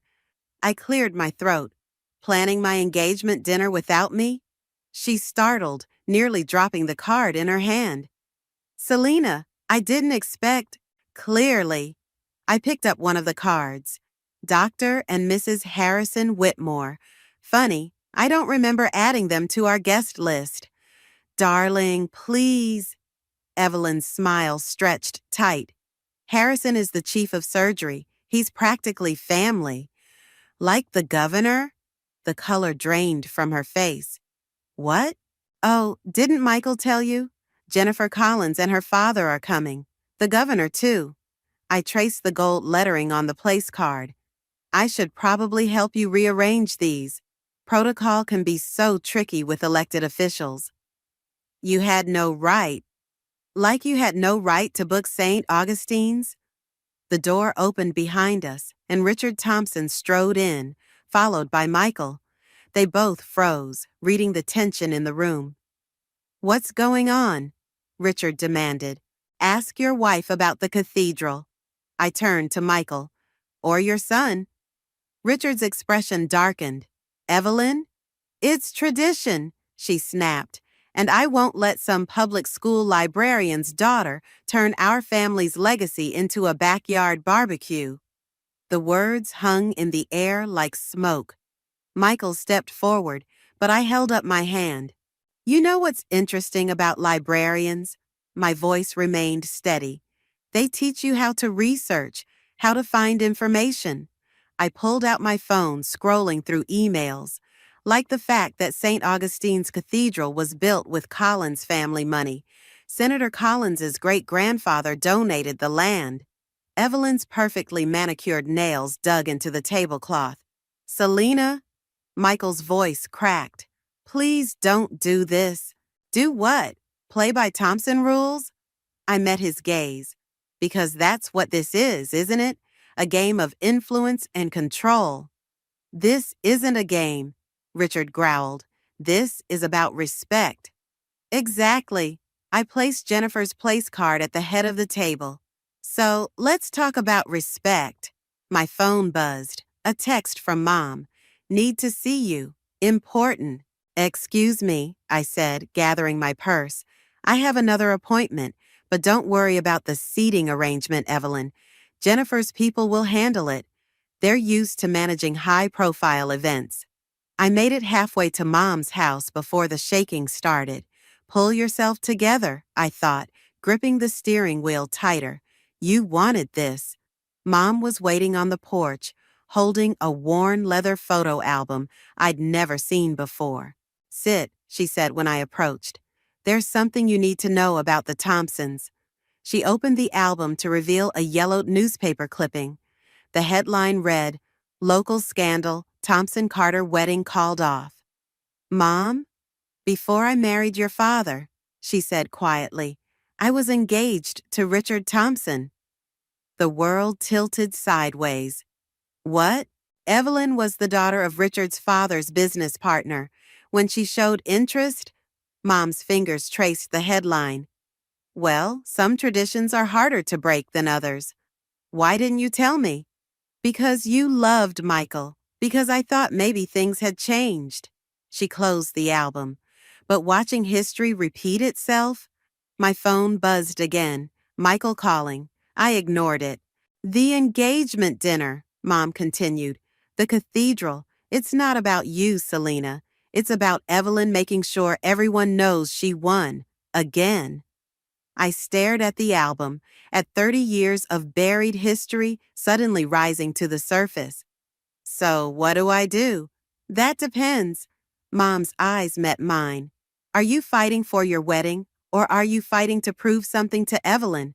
Because only one of those battles is worth winning." The phone buzzed a third time. This time, it was Jennifer. "The governor confirmed," her text read. "Dad's bringing reporters from the society pages. Evelyn Thompson won't know what hit her." I looked at Mom, then back at the message, feeling the weight of 3 generations of Thompson-Carter history pressing down on my shoulders. "I need to make a call," I said finally, reaching for my phone. But for the first time since this all began, I wasn't sure who I was really fighting anymore. Jennifer's Valentino dress hung in my closet like a red flag, taunting me. 2 hours until the engagement dinner, and my phone wouldn't stop buzzing with updates. The governor's security detail needed parking arrangements. Senator Collins's office wanted to confirm menu restrictions. Michael had left 8 voicemails I couldn't bring myself to hear. The doorbell rang. I opened it to find Richard Thompson standing there, looking older than I'd ever seen him. "May I come in?" I stepped aside, watching him survey my modest living room with new eyes. Now I understood his careful distance all these years, the way he'd never quite looked at me directly. "Linda told you?" It wasn't a question. "About you and her?" "Yes." I crossed my arms. 30 years of Thompson traditions suddenly make a lot more sense. "It wasn't like that." He ran a hand through his silver hair. Your mother wasn't good enough? Like mother, like daughter, right? You're nothing like Linda. His voice cracked. She walked away. You're fighting back. The leather album Mom had shown me sat on my coffee table. Richard picked it up, thumbing through pages until he found the newspaper clipping. Evelyn was pregnant, he said quietly. That's why, well, some choices aren't really choices at all. My carefully constructed anger wavered. Why are you telling me this? Because you need to understand what you're really fighting against. He set down the album. It's not about the cathedral or the country club. It's about fear. Fear of losing control, of change. He met my eyes. Evelyn's terrified of ending up like her mother, abandoned for someone younger, someone more genuine. The irony wasn't lost on me. So she made sure to strike first with Linda, and now she's doing it again with you. He pulled an envelope from his jacket. These are the cathedral receipts, the deposit, everything. I stared at the envelope. Why? Because I made the wrong choice 30 years ago. Because my son loves you the way I loved Linda. He placed the envelope on the table. And because sometimes tradition needs to break before it can change. My phone buzzed again. Jennifer, confirming the society photographers were in position. The dinner starts in 2 hours, I said. I know. Richard headed for the door, then paused. Whatever you decide, Selena, make sure you're fighting for the right reasons. Revenge might feel good tonight, but you'll have to live with the consequences tomorrow. After he left, I sat staring at the red dress, the envelope, my buzzing phone. Mom's words echoed. Are you fighting for your wedding, or are you fighting to prove something? I picked up my phone, dialing Michael's number. Selena? He answered on the first ring. Thank God, I've been trying to... Meet me at the oak tree. My voice shook. Where you proposed, now. The dinner's in 2 hours. Mom's already... Please, Michael, just meet me there. I grabbed my keys, leaving the Valentino dress hanging in the closet. As I drove to Mom's house, to our oak tree, my phone exploded with messages. Jennifer asking about the photographers. Evelyn demanding confirmation about place settings. The governor's office requesting arrival protocols. I turned off my phone. The sun was setting when I pulled up, casting long shadows across Mom's backyard. Michael stood under the oak tree, still in his work clothes, looking lost. I found out why your father hates my mother, I said, walking toward him, and why your mother hates me. Selena? But that's not why I asked you here. I took his hands. I need to know something, and I need the truth. Are you marrying me because you love me, or because I'm your rebellion against Thompson traditions? His fingers tightened around mine. What? Because in 2 hours, I can destroy your mother's social standing. I can make headlines that'll haunt your family for years. I felt tears building. Or we can get in your car right now, drive to the country club, and play our parts in another perfect Thompson wedding. But I need to know what we're really fighting for. The oak tree creaked above us, branches swaying in the evening breeze. Everything hinged on his next words. My revenge, our future, 3 generations of Thompson Carter history. Michael opened his mouth to answer, and I held my breath. Michael's silence stretched like a shadow across Mom's backyard. Finally, he pulled his hands from mine and walked to the oak tree, pressing his palm against its rough bark. I got my first job offer in Seattle, he said quietly. Right after college, 6 figures, corner office, everything I'd worked for. I stayed rooted in place, unsure where this was going. Mom said it would kill Dad if I left. The family business, the Thompson legacy. He turned back to me. So I stayed, like I always stay. Michael? But you? His laugh was hollow. You make me wish I'd gotten on that plane. My phone buzzed in my pocket, probably Jennifer, wondering where I was. The engagement dinner would start in less than an hour. That's not an answer, I said. Yes, it is. He stepped closer. I love you because you're everything they're afraid of, everything I wish I could be. The words hit like a slap. So, I am your rebellion. No, you're my wake-up call. He pulled out his own phone, scrolling through messages. Look at this. Mom sent 14 texts about the governor's seating arrangement. Dad's called 3 times about the cathedral deposit. They're trying to control us. And you're trying to destroy them. His voice hardened. Tell me, what's the difference? Before I could answer, headlights swept across the yard. A sleek black car pulled up, and Jennifer stepped out, wearing a designer suit that probably cost more than my monthly salary. There you are. She strode toward us, phone in hand. The photographers are in position. The governor's 2 minutes out, and your mother-in-law is having a meltdown about the place cards. This is going to be epic. Michael stared at her, then at me. You planned all this? I had help? I gestured to Jennifer, who was still scrolling through messages. Oh, and Dad convinced the Times to send their society columnist. Jennifer added, tomorrow's headline, Thompson family scandal, history repeats, pure gold. History repeats? Michael's voice cracked. What does that mean? I opened my mouth, but no words came. How could I explain about his father and my mother? About 30 years of buried secrets and repeated patterns? Selena? Jennifer prompted. We need to go. Everyone's waiting.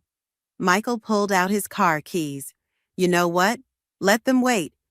What are you doing? Making a choice. He started walking toward his car. I'm done being the dutiful Thompson son. Done watching everyone I love tear each other apart over some twisted idea of family honor. Michael, wait. You want revenge on my mother? Fine. Go to that dinner. Let Jennifer and her father and their reporters destroy 30 years of my family's reputation. He yanked open his car door. But don't expect me to stand there and watch. Jennifer touched my arm. The governor's already at the club. If we leave now... Stop. I shrugged her off. Just stop. The oak tree loomed above us, witness to another Thompson Carter crossroads. In my pocket, the cathedral receipts Richard had given me felt like they were burning a hole. What are you doing? Jennifer demanded as I pulled out my phone. Choosing my battle. I dialed Senator Collins' office, hands shaking. This is Selena Thompson. I need to cancel the governor's appearance tonight. Family emergency. Are you insane? Jennifer grabbed for my phone. Do you know how many strings Dad pulled? I know exactly what strings you pulled. I stepped back, and I'm done dancing on them. Michael stood by his car, watching, waiting. You're making a mistake, Jennifer said. They'll never respect you now. I looked at the oak tree, remembering Mom's words about battles worth winning, remembering Richard's warning about living with consequences. Maybe, I said, but at least I'll respect myself. I walked toward Michael's car, leaving Jennifer standing in my mother's backyard, surrounded by 30 years of Thompson Carter history and a revenge plot that suddenly felt as hollow as Evelyn's social pretenses. Where are we going? Michael asked as I slid into the passenger seat. I don't know.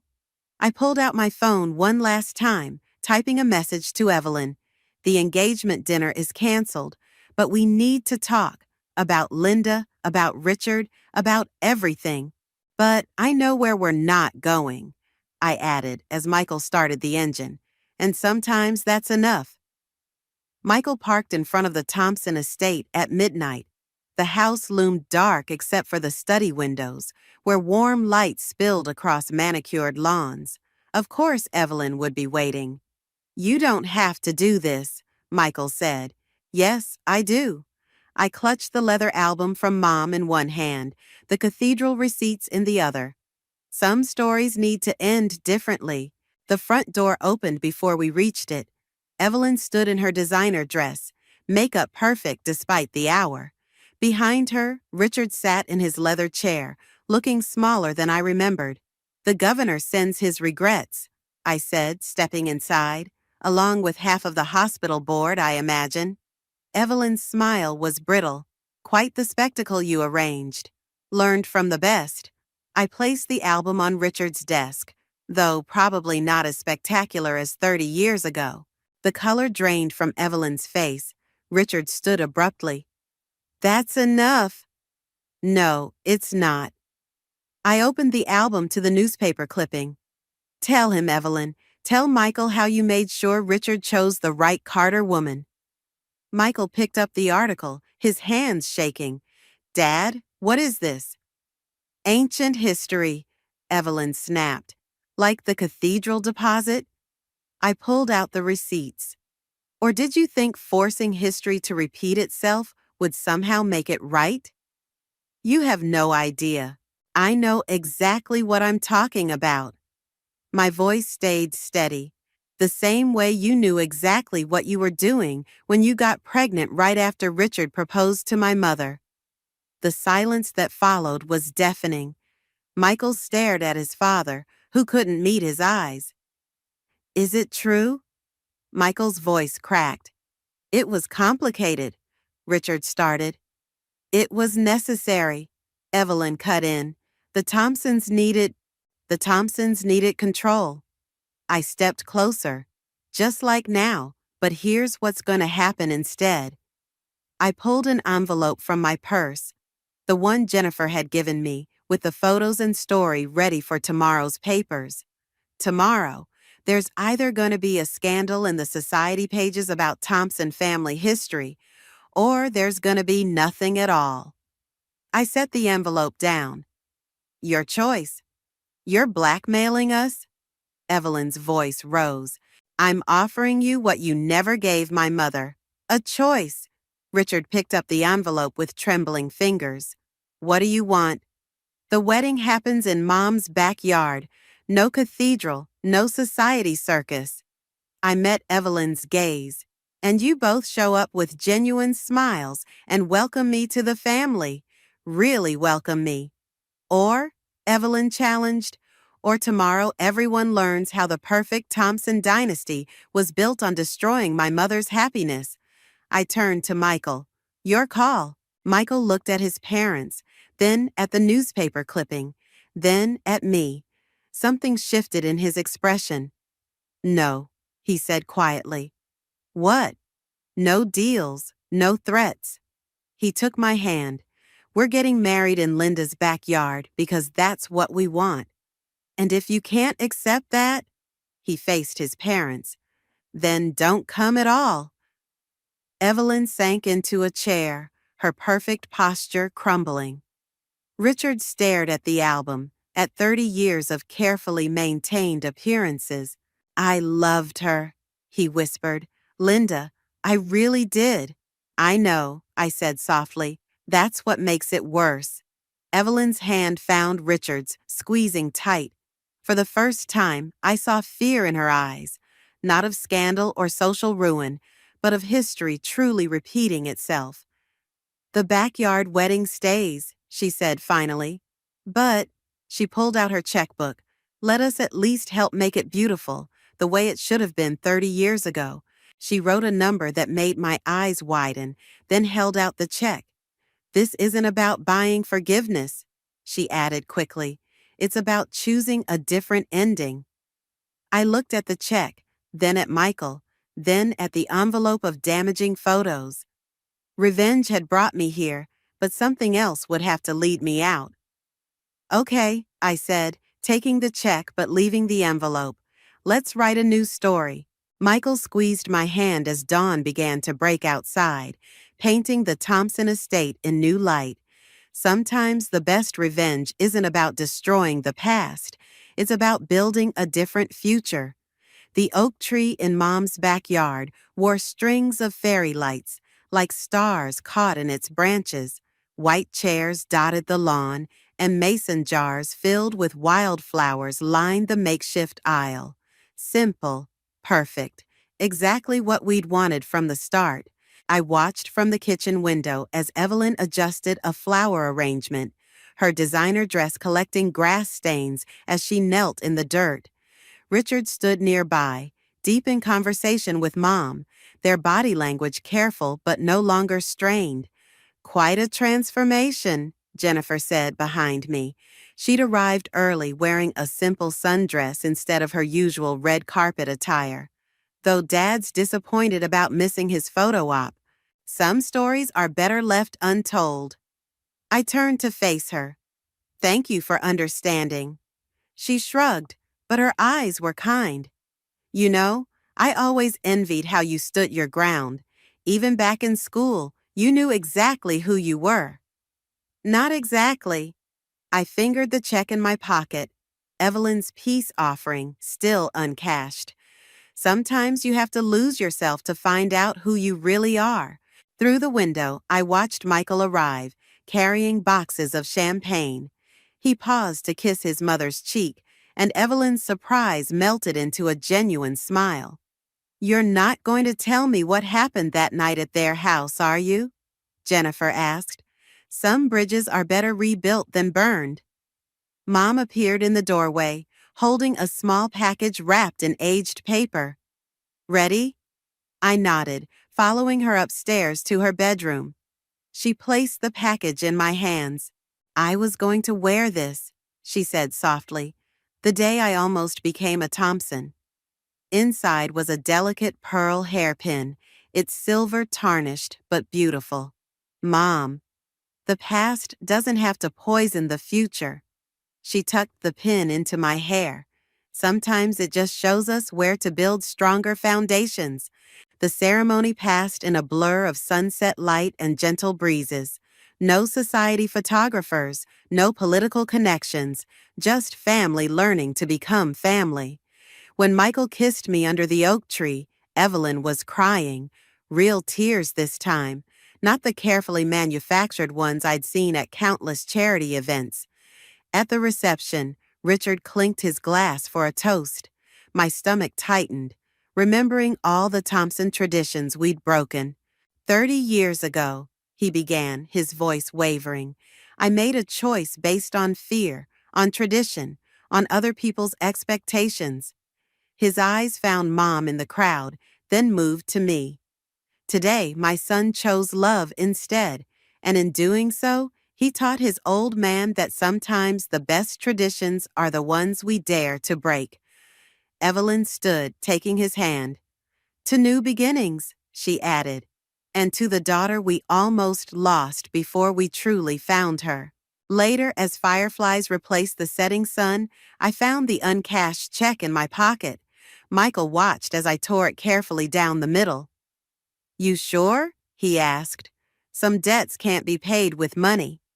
I scattered the pieces like confetti. "And some shouldn't be paid at all." Mom and Evelyn sat together at a corner table, heads bent over the leather album, not erasing the past, but finally facing it. Richard watched them from a distance, his expression a complex mix of regret and relief. "Think they'll be okay?" Michael asked. "I think they'll be better." I leaned into him, watching our families slowly become one. Sometimes revenge isn't about making someone pay. Sometimes it's about making them see. Jennifer caught my eye from across the yard and raised her glass in a silent toast. She understood now why I'd canceled her father's appearance, why I'd chosen this simple celebration over social warfare. Some victories aren't won through destruction. The oak tree swayed gently overhead, its lights twinkling like the stars emerging above.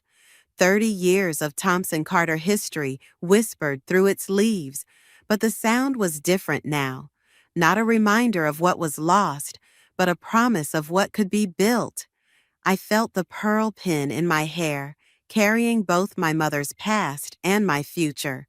Some battles are won not by fighting, but by finding the courage to lay down arms and build something new from the ashes of what might have been.